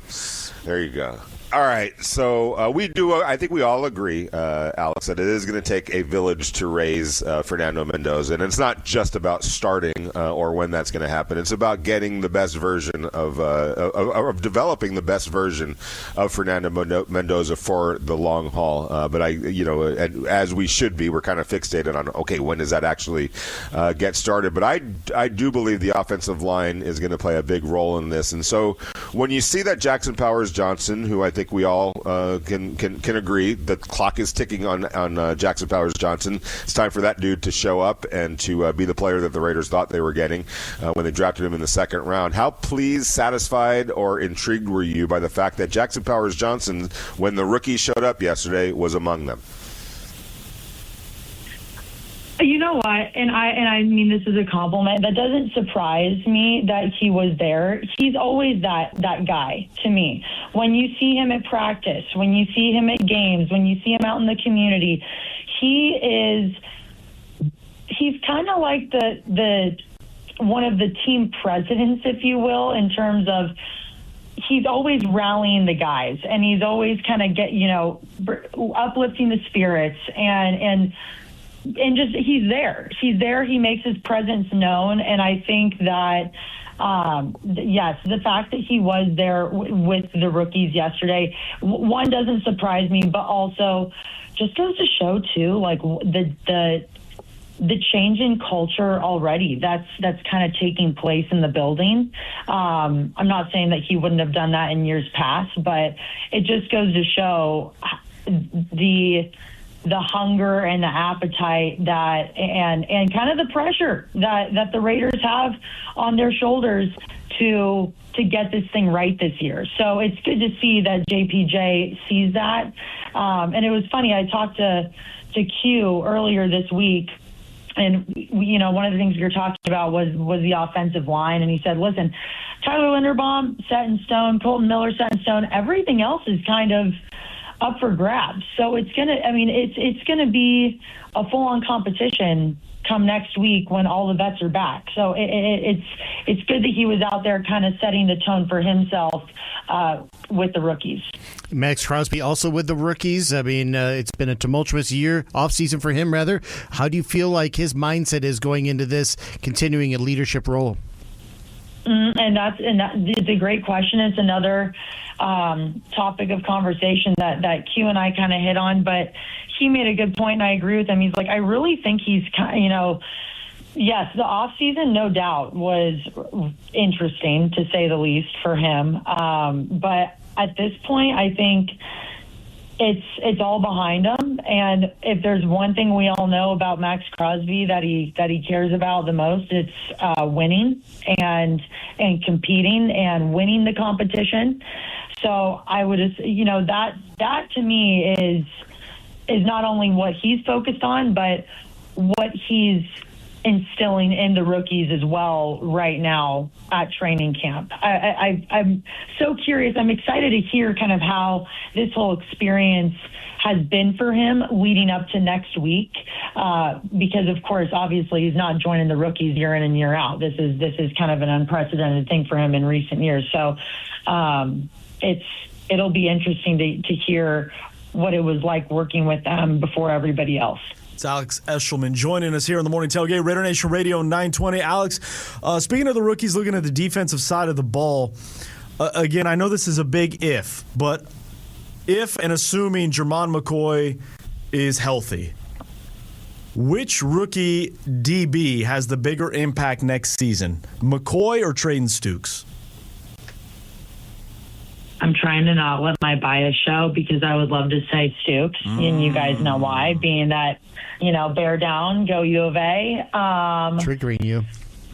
And he's got his best friend who's also a Wildcat on the defense with him now, which I love even more. I would say... I'm gonna say Stukes. I'm gonna go with him, even though yes, my bias is showing a little bit. But I do think that people are interested to see what he does in training camp, and they expect him to do big things, and he did big things at Arizona. I obviously different level. You can't compare the National Football League to the University of Arizona. However, I do think that. I think that he's going to step into the role and step up in a big way. What are your guys' thoughts on that? Well, I actually agree, but I'm gonna flip this on you just a little bit. Could we envision a world where Stukes and McCoy are out there almost an equal amount of snaps? I mean, if McCoy's healthy, which by all indications he is, and he can stay healthy, there's no reason that he shouldn't be out there as well. What do you think about that? I agree. I think that there's no reason as to why that either one of they wouldn't be trading off like that and creating as much competition as possible. So I think, and Jermon McCoy is, he was kind of a steal for us. He was overlooked in the draft, and so I think that he's going to have that added chip on his shoulder as well that I think will play positively for him. It's Alex Eschelman, Channel 13 Action Sports, KTNV. Thank you so much, Alex, for coming on. You can follow her on X at Alex Eschelman. It's fantastic stuff. Let's do it again next Friday. We thank you. We threw you the hard questions. And now you can sit in bewilderment as now the rest of the world will turn its attention to Philadelphia and LeBron James. Thanks so much. Oh, my God. And the background music. Thank you guys so much. Always fun being on the show. Thank you. Likewise. Alex Eschelman. She really did not like LeBron James to Philly. We hit a sore spot. I think she said 4 times, don't get me started. Don't get me started. Cat's out of the bag. It already happened. I'm sorry. Appreciate it, Alex. 702-365-9200. Coming up next, we'll get back to your thoughts, your phone calls, your texts. Fernando, who's helping expedite the process to be QB1 next here on the Morning Tailgate. We'll take your comments and questions on X. Follow us at RNR 920 AM. Let's dig into the Morning Tailgate on Raider Nation Radio 920. But once you're selected, it doesn't matter. Now you're just a member of the team. Now you have to develop him. And I think most people, and there are probably a lot of fans, they think just because you get a player on the team, well, now he's going to be great. No, there's a lot of development that still needs to happen. Like I said, my first year, I got drafted 199. By my second year, it didn't matter where I was drafted. Yeah. Now, I was going to go kick ass. So, to me, I don't give if you're the first round. Whoa. TB. The curse words. Tom Brady on the Overlap Show on YouTube. Talking about one Fernando Mendoza. Dropping some beeps, dropping some knowledge as well. And I would imagine, we're gonna continue to identify Fernando Mendoza as the number 1 overall pick, because that's what he is. But inside the building, I feel like that's already ended. Right? All those guys that were drafted or undrafted at this particular point, they are in the building right now. And that's all that matters. They are part of the collection, Vinny. Yeah, no, for sure. And, look, with all due respect to Tom Brady, I think he is the GOAT. But his story is so different, than Fernando Mendoza. He was, what did he say, pick 199, whatever it was. Yep, 199. Basically, he showed up in New England, which they were a good football team. If I remember correctly, they were coming off a... was it the Super Bowl? Did they come off the Super Bowl that year? Was that Belichick? Anyway, they were a good football team. He was picked 199. Basically, it was go stand over there and watch this guy, Drew Bledsoe, who was a former top pick overall. A few years earlier, there was nothing, no consideration, not even a thought, not even in anybody's wildest dream. On any radar, ever, anywhere in the NFL or whatever league you're talking about, was Tom Brady even thought about as somebody that could be anything his rookie year, let alone ever. So his journey was completely different than Fernando Mendoza. There is a spotlight on Fernando Mendoza. This has to work. You have to get it. So I understand where he's coming from. But his story and his journey worked for him. It was beautiful for him. But I believe that Fernando Mendoza is a far more ready guy at this stage than Tom Brady was coming out of college. He threw way more footballs in college. He had way more success in college. He played in much bigger games than Tom played. Tom played some big games at Michigan. I'll give him that. But these are two different stories, and what worked for Tom was fantastic. Obviously, it goes without saying how much that worked. But it's a different deal with Fernando Mendoza, and there is a spotlight on him, and there is tremendous amount of expectations on his shoulders. He is the guy that the Raiders said, "You're going to be the face of this franchise. We're investing the first pick overall in you, and we're going to make this work. We're all going to make it work together." And sitting for a year the way Tom did in New England, totally different circumstances, and I don't agree that should be anything that anybody's considering, short of Kirk Cousins starting the year and the magic, overflowing, and they're winning a bunch of games. I could definitely see that, but short of that, Fernando Mendoza needs to get on the field, and he needs to get on the field quite a bit and a lot this year for the Raiders as a rookie.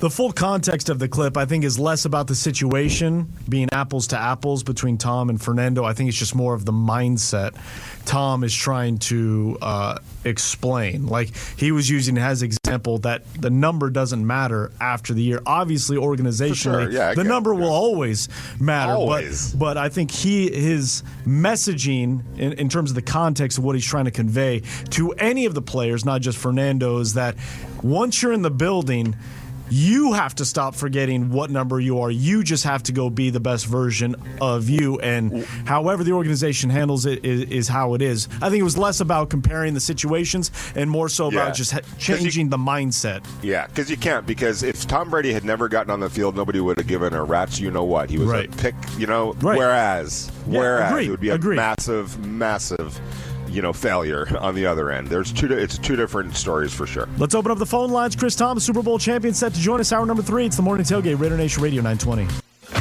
This is the Morning Tailgate. Deuce! Goodbye! Into the end zone! 60 yards! Touchdown Raiders!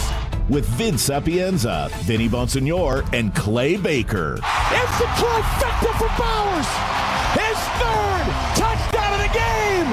And the Raiders with a chance to win it! On Raider Nation Radio 920. It's hour number 3 here on the Morning Tailgate, Raider Nation Radio 920, the flagship for the silver and black. Vince Sapienza, Vinny Bonsignore, Clay Baker, coming live from Las Vegas on a Friday, July 24th, 2026. 702-365-9200 is the number. Who are the top 3 names, in your opinion, within the Raiders organization you feel is going to help expedite the process for one Fernando Mendoza starting for the silver and black? Chris Thomas, our Super Bowl champion, set to join us here in about 10 minutes' time.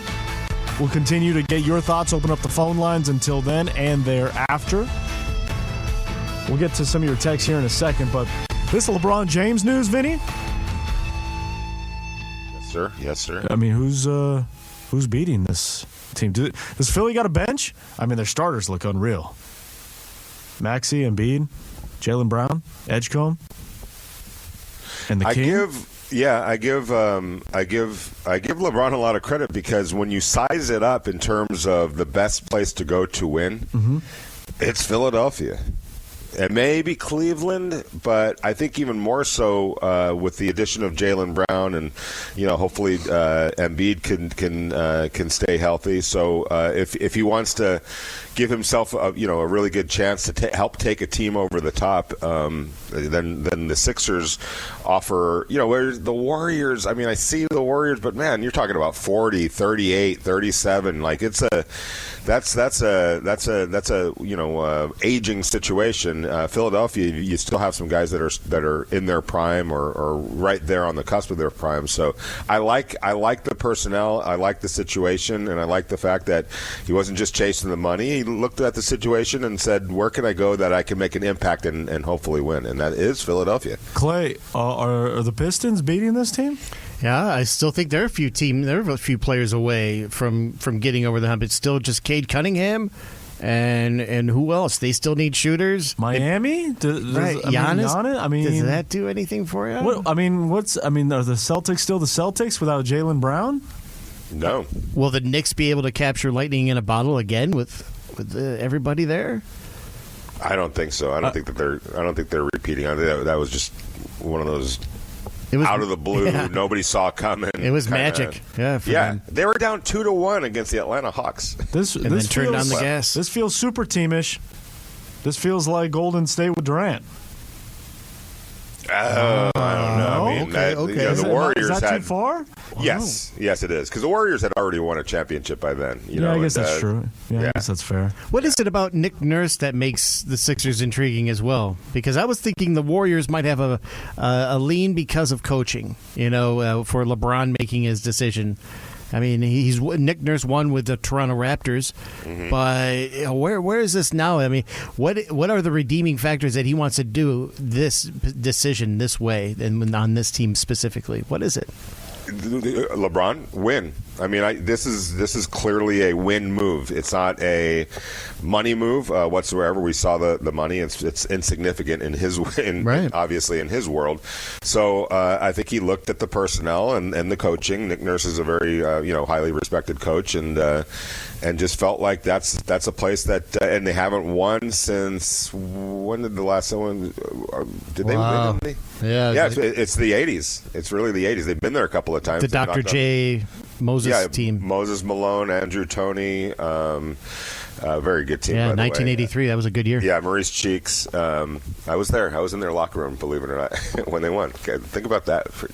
You know who else was in that locker room? Richard Gere, of all things. He was for some reason, he was a Sixers fan. I remember that. Yeah, because that happened in Los Angeles. So maybe we'll see him again pop up. Could we're be. Gonna see a bunch of Sixers fans all of a sudden. We're going to see a lot of Sixers fans this season. Well, we know how LeBron thinks about the future as well. Maybe there's something with Josh Harris, the owner. Like maybe they feel like there's like-minded feelings there, and maybe he's found an ally, or in that kind of billionaire lifestyle. I don't know. Or he was really upset that Miami leaked the introductory press conference. He's like, no. Out of principle, I'm not going there now. I would hold that Philly, you still want me? Well, you don't got much money. That's okay. Well, Can you imagine being the intern from like Florida Atlantic University who hit the wrong button? Right. Oh my goodness. I did what you told me to do. Miami-Dade Junior College. There goes your future, buddy. Yeah, it's pass or fail, and you are failing. Why is there no secondary? Are you sure you want to hit send? Right? Oh, Yeah. there's a memo going on around there. He's All right. He or she was, just kind of leaning resting their arm on the keyboard, and their elbow slightly hit send. What a disaster! Yeah. What a disaster! You just cost us LeBron James. You just cost us NBA championship. You did. You have to meet with Pat. I'm an intern. I don't even I'm not even an employee here. You'll have to meet with Pat. Pat wants to talk with you. You do realize I'm Mickey Aronson's son, right? Oh yeah. Oh yeah, that's right. Wow. So how about that? I imagine if you turn on a sports network at some point today, you're going to see this news. So LeBron James to Philly. But shocker. We continue with the topic at hand with the nation. One Fernando Mendoza. Rookies in the building today. When asked the question, who are the top 3 names you feel are help expediting the process to him becoming QB1 for the Silver and Black? Jonathan up on the text line says 1A, Clint Kubiak, 1B, Andrew Janocka, 1C, Rick Dennison. Oh. Okay. Rick Dennison is an interesting name. Rico. I've been shouting at the rooftops of the impact. I think this offensive line is going to be wildly, drastically better. Different for the better. I should put it that way. Rico, I think, is going to have a massive, which is why it was tough for me not to name old Rico as part of my 3, but Tyler Linderbaum to me is such a force in so many different ways, just from the mental capacity of it. Again, identifying different things that if and when Fernando Mendoza is sprinkled in with a first-team offense, Tyler Linderbaum is going to be that, like I said, Chat GPT. Like, how do we do this? Type situation in real time, helping diagnose different things, both on the field, on the sidelines, in the classroom. I think the bigger question, Vince, is when you talk to him for the first time, or maybe it's the second time, are you going to call him Rico? Absolutely not.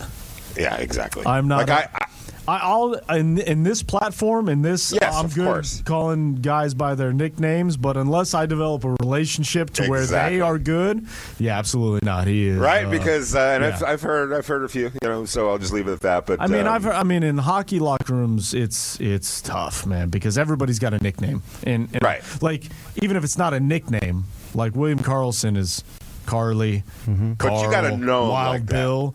Like you don't call him any of that unless you have right, some rapport. And some kind of thing. You wouldn't start it off with like, "Hey, coach. By the way, can I call you Rico?" Yeah, like you can't go on down. I could go 3 it's hours. Rick.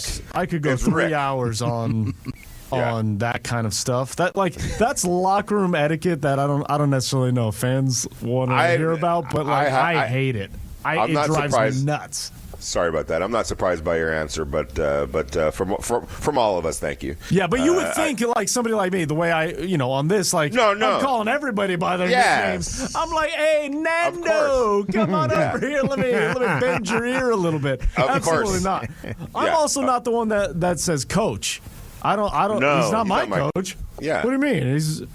Right. I'm working with you right now. You may not feel that way, but this is I'm working with you at this point. You're not my coach. The worst is when somebody calls the baseball manager coach. There was baseball managers don't like that. No. But it's funny if you're a if you're a third base coach. It's like, what are you? Where are you on the hierarchy? In the food chain, to your players, because you're not a manager. You are coach to them. But the manager is not a coach. Very funny. He's a manager. Depends on what level you're talking about, though. Yeah, that's true as well. Because in Little the pros, League coach. Yes, Little League coach. That's different. Right. Yeah, why is that? How did that different? That'd be a fun little history lesson. And it's tough because in baseball you have to wear a uniform if you're going to be the manager. So you look like you're part of the team, but he's like, no, I'm management material. I manage things. You have a number. Right. You do. We're almost in the same locker room. You share the same stuff as I do. Like I You're don't wearing cleats. Let's go. Like I've never gone up to Brock Bowers and I say, "Hey, Brocktimus, what's happening?" Yeah. You know what I mean? Oh my God. Like I don't think I've never. He'd be heard like, "Hey, what'd you just call me?" Yeah, I've never heard Vinny go up to him and be like, "Hey, Natural, come, can I ask about Georgia?" Right. You know, we don't talk like that. We do it here. Yeah. I have a personal pet peeve when I hear same here, man. Hey coach, what do you think? Okay. That or just or saying Rico. Like I've never met the man, and so I'm never ever gonna. I just learned that was his nickname 2 months ago. Yeah, exactly. Now, I am one of those guys see, that's the thing, though. On this particular platform, I will take that and run with it.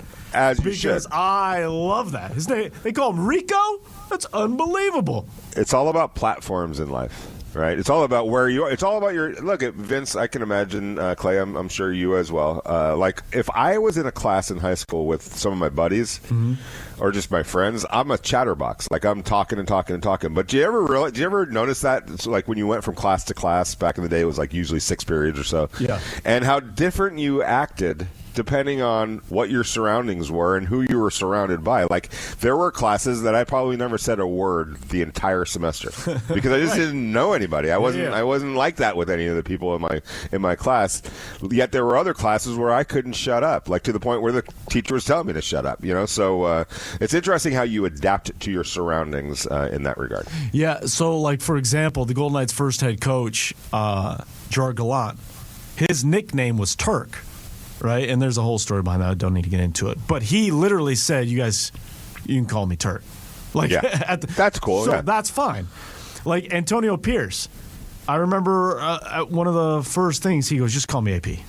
You don't need to, I still just did Antonio. No, I know, but there was a difference, and so like that's fine. Like you can call him Antonio.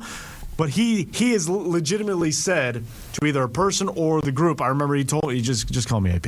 Yeah. Because I would be doing coaches shows with him for Raiders, and I'm like, okay, cool, that's fine. Yeah. But I'm not. You're not gonna catch me. Hey, Rico, what do you think of? You know why you wouldn't? One of the reasons you probably wouldn't too is that like he has that look of drop down and give me 50, and I guarantee you would drop down and give him 50 right there, right? Doesn't he look like that? I'd give him 51. Give him 51. No, it would be you looking up at him, sweat pouring down. He's like, you can't get through 26 push-ups right now, dude. What like, I can get to 50? How dare you, Vinny? Legitimate push-ups. I could get to 50 legitimate push-ups. 100%. I don't know the last time I did a push-up. 100%. I stopped doing push-ups because I make my son drop down and do 15 every time he is out of line, if you will. So I know he can get to 50 because, and then he challenged me one time. He's like, I messed up or something. He goes, Dad, you got to do 15. I go, that's fair. And so it became a little back and forth, a little camaraderie thing between me and the boy. But yeah, I could get to 50. What could you get to right now? Me? Yeah. Like I said, I once I finished, playing football and everything like that. Like I'm great on my cardio and all that kind of stuff, weightlifting, that kind of stuff. But I stopped doing the calisthenics, man. I just stopped. I was like, no, I'm not doing this ever again, man. Ever again. I'm not. I do know of somebody that could get to 50 push-ups right now. Before I even finish this introduction, he's a Super Bowl champion. He's probably just wrapped up 50 push-ups. Chris Thomas. The life coach, Fusion Odyssey's own. Chris Thomas. Dad to a professional baseball player. Chris Thomas. I bet he made Ryland do few push-ups here and there. Chris Thomas. When he stepped out of line. Literally one of the great athletes that ever came out of Ventura. Period. Exclamation point. He's Chris Thomas. Yes. If you hadn't heard. Chris CT, where you been? Athletes. Welcome back. Thank you, my brother. Here I am coming back, and I got to hear that kind of attitude from VB right there. Yeah, see, that's what's up. Yeah.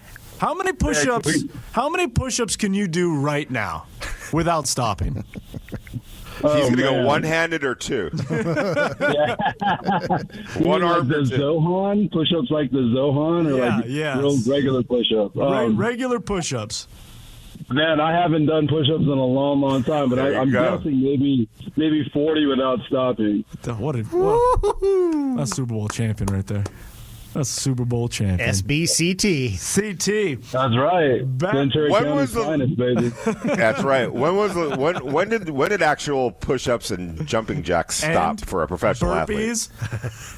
Well, they never started. That's the funny thing. Yeah, they never started for a pro athlete. You see us doing jumping jacks nowadays, something's wrong. You know what I mean? Well, or jumping jacks, when you think about it. What did those accomplish? Yeah. What did jumping Absolutely nothing. Exactly. All the time. That was our warm-up in football. All right, ready? Go. 1, 2, 3. 1, 2, 3. You're like, okay, why are we doing this, man? Vinny, that is so funny you said that, because at my son's flag football practice, they started with jumping jacks. It was the first time I ever had this thought, because I've done countless. We've all done countless for any sport.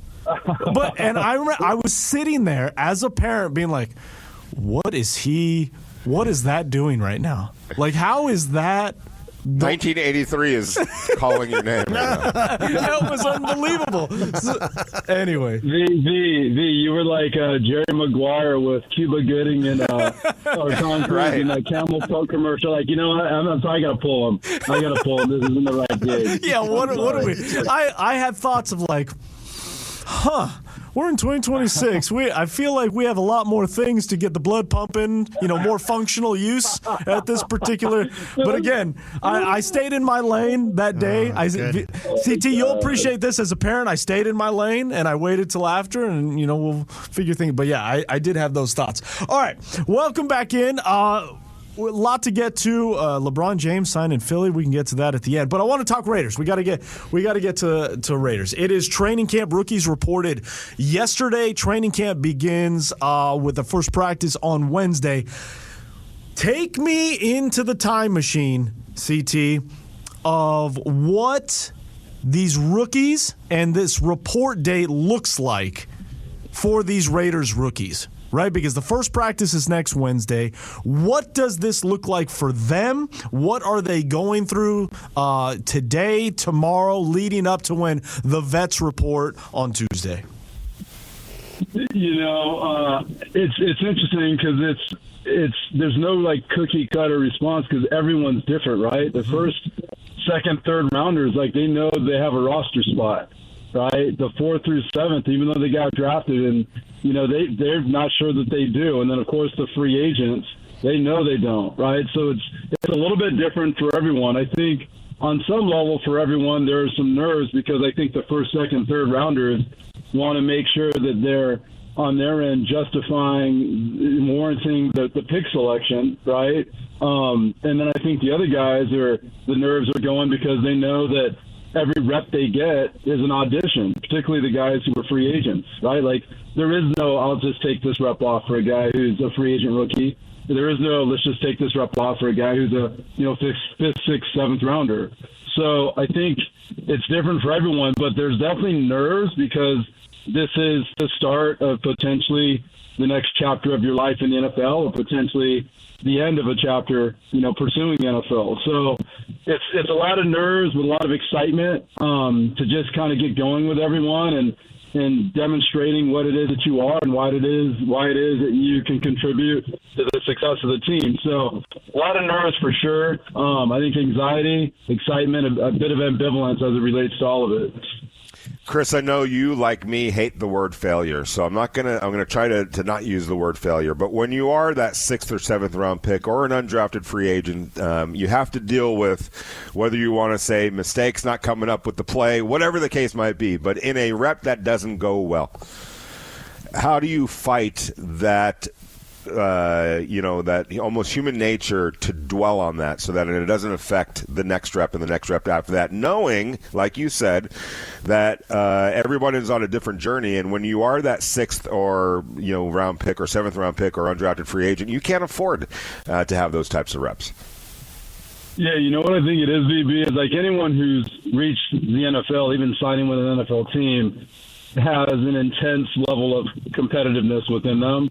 And so, although you recognize, like, I certainly can't be having reps like that, I think there's a lot of, I'm going to fix this the next opportunity I get in those guys, as opposed to, oh my gosh, like that was a bad rep. I don't want that rep to happen again. I think, again, that there's guys who are like, you know what, didn't have a great day today, but I'm going to focus on making tomorrow better. And I know I can, and so I just got to get locked in and just make sure that I, have a better practice. And I think that's in large part why they're there. I mean, I've said it again and again, and I'm by no means the best player in the world, but I definitely had that edge about me in terms of being competitive within myself. And if you are competitive within yourself, then more than what that rep reflects to the organization, it's more or less your own expectation of like, no, I don't accept that that's like the best I can do. I prepare to be better. I know I can be better. So there's no chance that I'm not going to make this next rep better. And so, yeah, there's a lot of that. And then there's, of course, the mental part of it where you got to get locked in because let's face it, right? When you get 1, 2, 3 reps of practice, I mean, just do the simple math. I mean, that's a humongous portion of your day, right, that you're getting evaluated on. And it's uneven, right? The guys that, they drafted high are going to get a lot more reps than you are. And then you never know when you're going to get your rep. And when you get it, you got to be locked in. You got to be ready. It'd be easy to be like, you know what? I mean, they're giving me 1 rep. This is just a joke. They expect me to do great in 1 rep. And the answer is, yeah, as unrealistic as it is, they expect you to lock in, expect you to be phenomenal and not make a mistake in that 1 rep, despite the fact that you just watched a second rounder make 3 of them out of 5.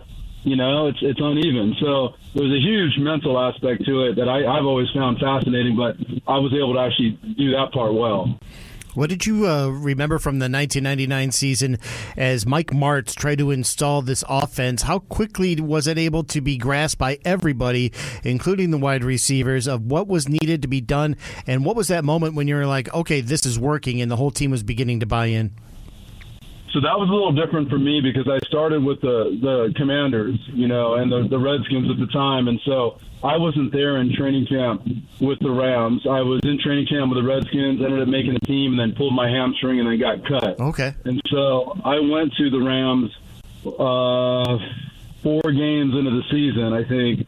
Or it might have been, it was 4 games into the season. That's when I went to the Rams, the week going into their 5th game of the season. And by that time, they were, a pretty well-oiled machine operating that offense. I don't think it was that far removed from the stuff that they were doing already, but I think Mike Martz came in and added just a completely new twist to it, different, combinations in the scheme that he was running that a lot of teams weren't doing. I think he just added a lot of creativity to it. And he created something that I think was very fluid and streamlined that, when you have guys like Isaac Bruce and guys like Marshall Faulk and Naz Hakeem and you drafted Torrey Holt, who was an amazing, player, and Ricky Prohl, who's been a veteran. I mean, it's easy for those guys who are artists at their craft to, assimilate to the things that you're teaching them. So, yeah, by the time I got there, it was like an absolute machine. It was so much fun to watch. Yeah, I had a front row seat. Trust me, I wish I was one of those guys playing a lot more, but I had a front row seat to all of it, and it was a well-oiled machine, to say the least. CT, talk to me about the feelings, because, the Raiders post that video of the rookies, some of the high picks, some of the undrafted guys, even a couple veterans, right, walking in the facility for the first time this quote-unquote training camp season. One, describe to me what that feeling is like. of literally just that moment. the only way I can even come even close is just getting a new job and walking into the building for the first time. So talk to me about that, what that's like. And then the other part, at what point, everybody says just be yourself, right? That you're here for a reason, go do what you do. But I know it's different for everybody. When, for you, were you able to be you and kind of be, I don't know if the word free is fully the word to use, but just being able to kind of, throw caution to the wind and whatever happens, but to get to that point? Yeah, I would tell you, V, like as you're talking about it, I'm really just taking myself back, and it's you can't hide from the fact that something really important is about to begin, because you're literally like moving into a dorm, you know what I mean, or you're moving your stuff into like a new temporary life, right? And you're walking through the doors and you're checking in at the desk, and they're giving you your key, and you got all your stuff that you're going to need for the next month of your life. Like, it's crazy because, yeah, like it's very obvious that a chapter is about to begin in your life, and there is no pause button. Like everything you've done and everything you've worked for in the off season, maybe years prior to that, it comes down to this. And not just whether or not you're good enough, but whether or not they're going to give you an opportunity to demonstrate that you are, right? Like we don't really talk about that, but when you decide to sign with a team as a free agent, it's you got to make the right decision, because not every team has the intention to truly give you an opportunity to compete, right? Like you could just be a body, and there's nothing more disappointing than that. And then, of course, when you're a 6th, 7th round draft pick, you'd almost rather be a free agent sometimes, because you'd like to be able to go to the place where it seems obvious that there is an opportunity for you. But yeah, it's really intense because it's about to begin, right? And again, you can't stop it. You can't say timeout. You can't say, hey, give me 2 more days of training. Like, it's here and it's happening. So in that regard, it's very apparent that it's a new day. I would tell you that in regards to playing, I think that I always went in playing free, but I tell you, it's again, I'm just so fascinated by thinking back to my own days. I've watched Hard Knocks and stuff like that, and I see these guys who are free agents and rookies and coming in, and they have these very, gregarious personalities and stuff. And I'm a really chill dude. I think I'm a fun guy. I crack jokes and I'm lighthearted and I got good energy. But it's weird because when I was playing in the NFL, especially my first 2 or 3 camps, although I'm that guy, I felt like I couldn't be that guy.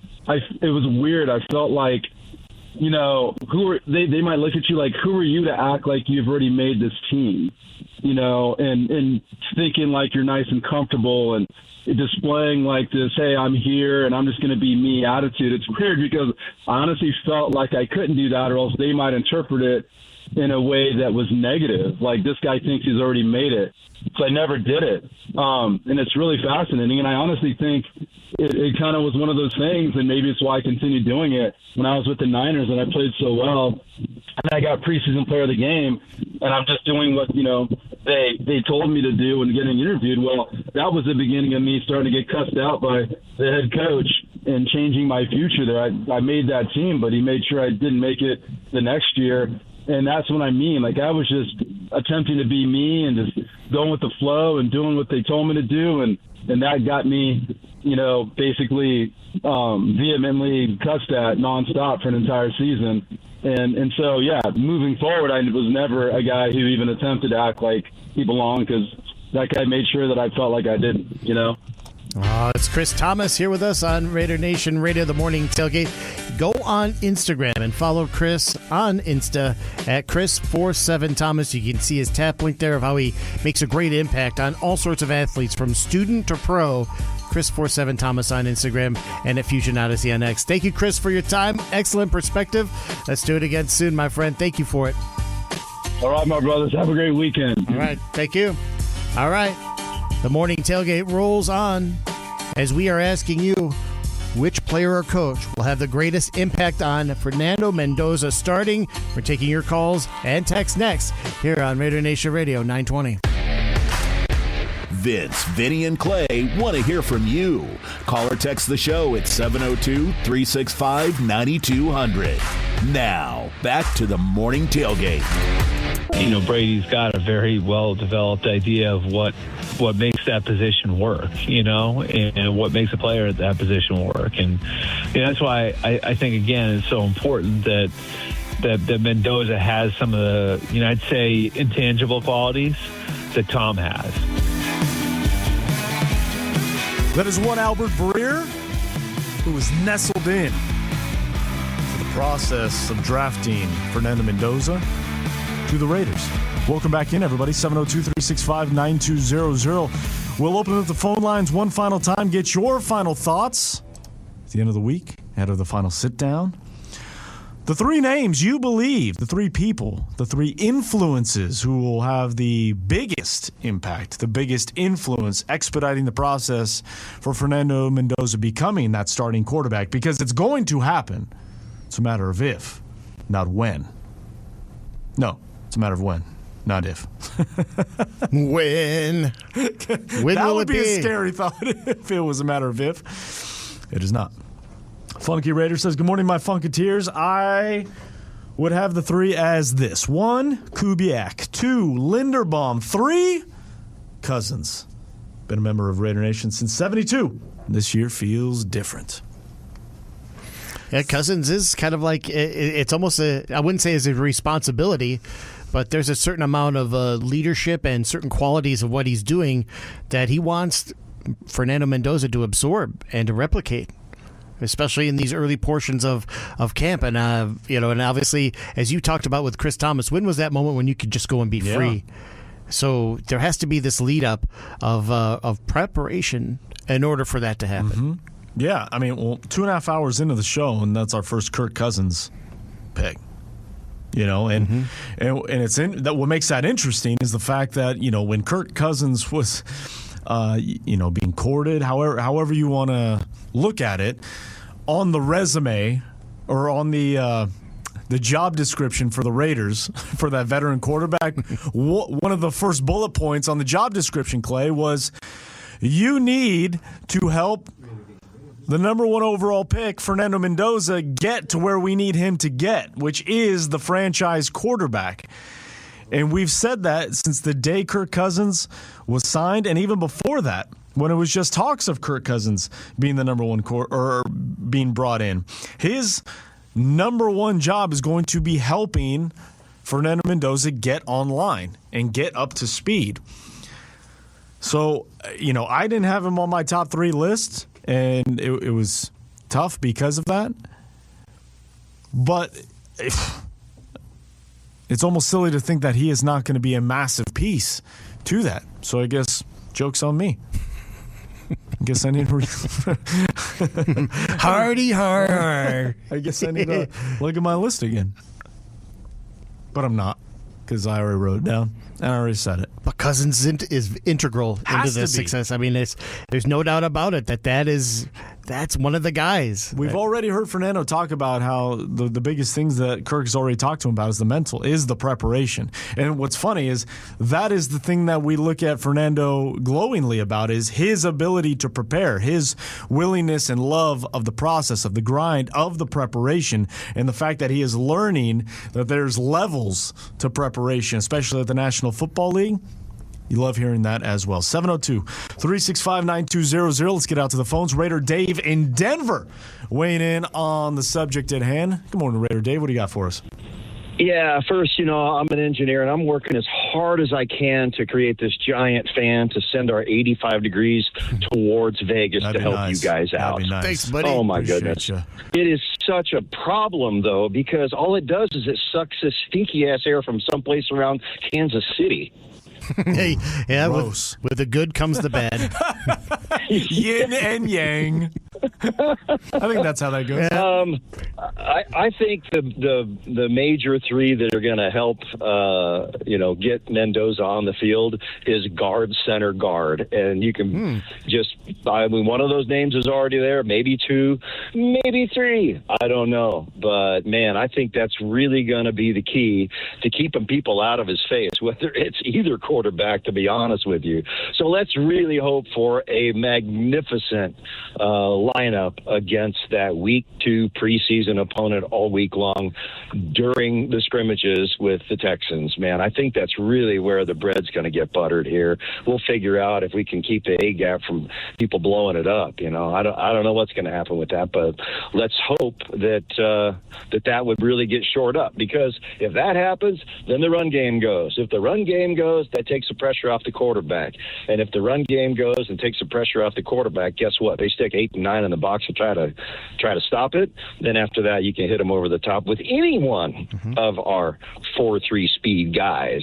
I think that would be great. I did have a question. I think I tried to post it yesterday and I missed what Vinny was talking about. But just quickly, could you guys tell me what the differences are when rookie camp with 31 guys when they don't have people of all positions, and what it looks like, or how they kind of distribute the work a little bit?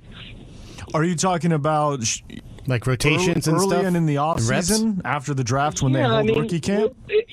If it's rookie camp right now, they don't have everybody at every single position. They have 31 guys there. Yeah, well, the practice doesn't start till Wednesday. So you're talking about you're getting a lot of classroom work. You're getting a lot of the other stuff, not necessarily out of the way, but you're getting them acclimated, if you will, to the process, to everything that goes into it. There's different things that rookies and first year players have to go through, aside from just getting workouts in and rehab and processes like that. And I would think also introducing you to your position coaches and what they expect from you once you get into the building and where you go, all sorts of things like that, and how we expect you to practice. I think is a lot going in there. Scheduling, there's just a lot of things they don't know. So it's not a lot of grass time. Mendoza's not out there throwing very much. I would have to double check on how much they can actually do, if any, but it's not organized. It's not organized practices like we're going to see on Wednesday. Okay. Yeah. All right. Well, that's good to know. None of us get the chance to see all that stuff. So the more you guys can paint the picture on 920 AM Raider Nation Radio, boy, the better it's clear to everybody. Raider Dave, appreciate the phone call. Thanks so much. Back out on the text line, T-Biz says Cousins, Linderbaum, Miller. No one's brought up the left tackle yet, and I was thinking that might be first hour kind of. Somebody's got to bring up the most important guy in the offensive line. Normally is the left tackle for a quarterback, and Colton Miller does pose a major influence here. Raider 67 says, good morning, fellas. The number one player that'll help Mendoza ascend to his best self is so obvious. It's Kirk Cousins, the week 1 starter. Not only will he help Mendoza, as he says, but he'll help Ashton, Brock, Linderbaum, Janoko, Coobs as well. Cousins will help the Raiders get off the ground in 2026. Raider Keith, good morning, gentlemen. When I heard Ashton Bowers, I immediately heard Austin Powers saying, yeah, baby, in my head. Okay, good. Yeah. I'd like to know where everybody's at. That's good. just we recreate a character like that with bad teeth. I think is just enormous fun. I'm still thinking about what Raider Dave guard, center guard. That's important. Whoever they are, we know one of them.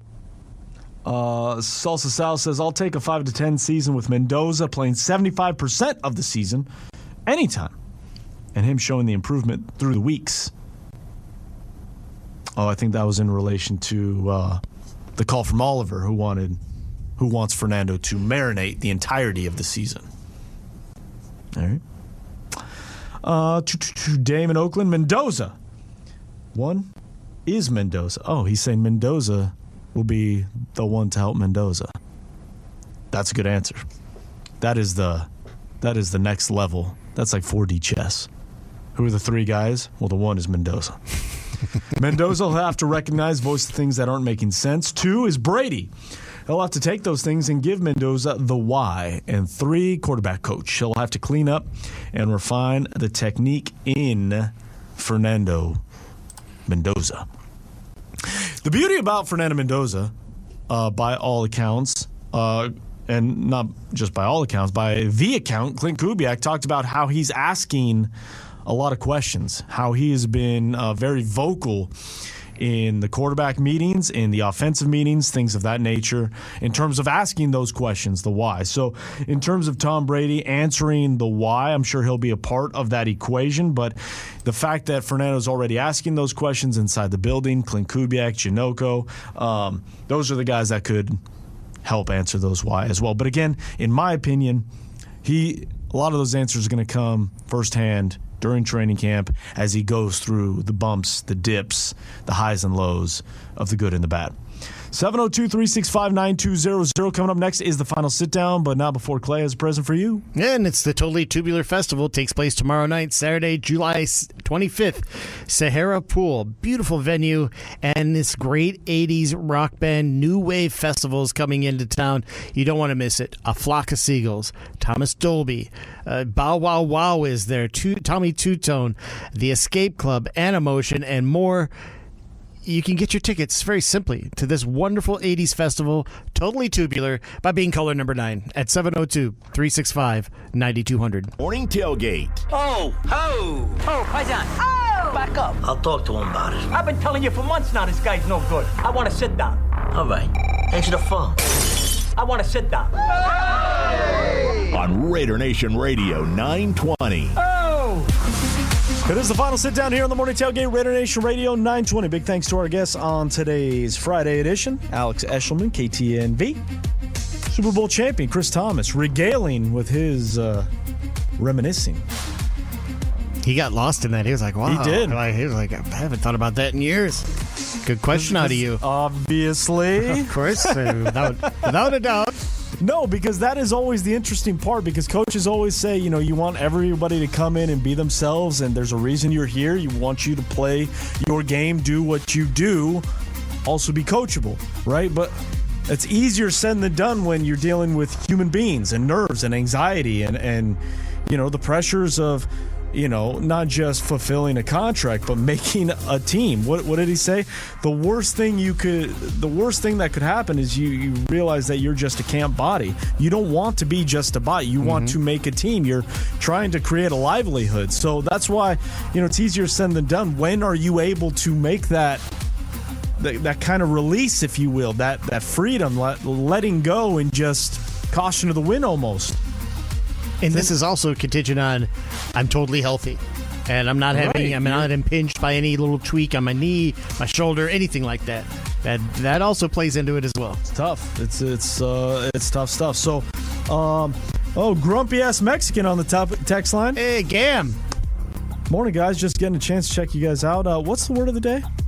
Have a good day. Oh, okay. See, that's like a hello. I must be going. I'm in, I'm out. Hello, what's for dinner? Can I take it to go? I'll see you. Yeah, that smells good. Put this in the box, right? Grumpy! You never say hi anymore. Well, you don't want to sit down with a coffee and say hello? Grumpy, set the alarm. Yeah. Are you like Vinny? Participate in the question. You snoozed? Grumpy, I know you got a lot of stuff going on, but we love you, man, and we love your perspective. Sure. And we love you, so we'll give you the word of the day. The word of the day for the summer of fun, the SoCal trip, is strong. Text in the word strong, 702-365-9200. And Raider Dave, it's a good question. Clay, sometimes obviously I get lost because this is what we do every day. Every year, right? Rookies report. And for those that don't know, what are the rookies doing before the veterans report? What does it entail? It's a fair question. So it's medical exams, it's some conditioning type deals. They can do some early on-field installation. It's not necessarily practice, but you can go out, get your feet wet, if you will. There's meetings, different things. But again, the biggest part of it is they're using these days as a reacclimation period for the rookies, for the younger guys to get up to speed, what the schedule is going to look like during training camp and these pro days. Because again, for these kids that are coming from the college game, there's only X amount of hours that they can be part of the on-field stuff or in the weight room or in a meeting room on a NCAA Here, it is 12 to 14 hours a day. And so that is being thrust upon them, that they are going from meeting to meeting. They are going from place to place. This is what is required of them. So that is the biggest part of what these next few days are. Veterans report on Tuesday.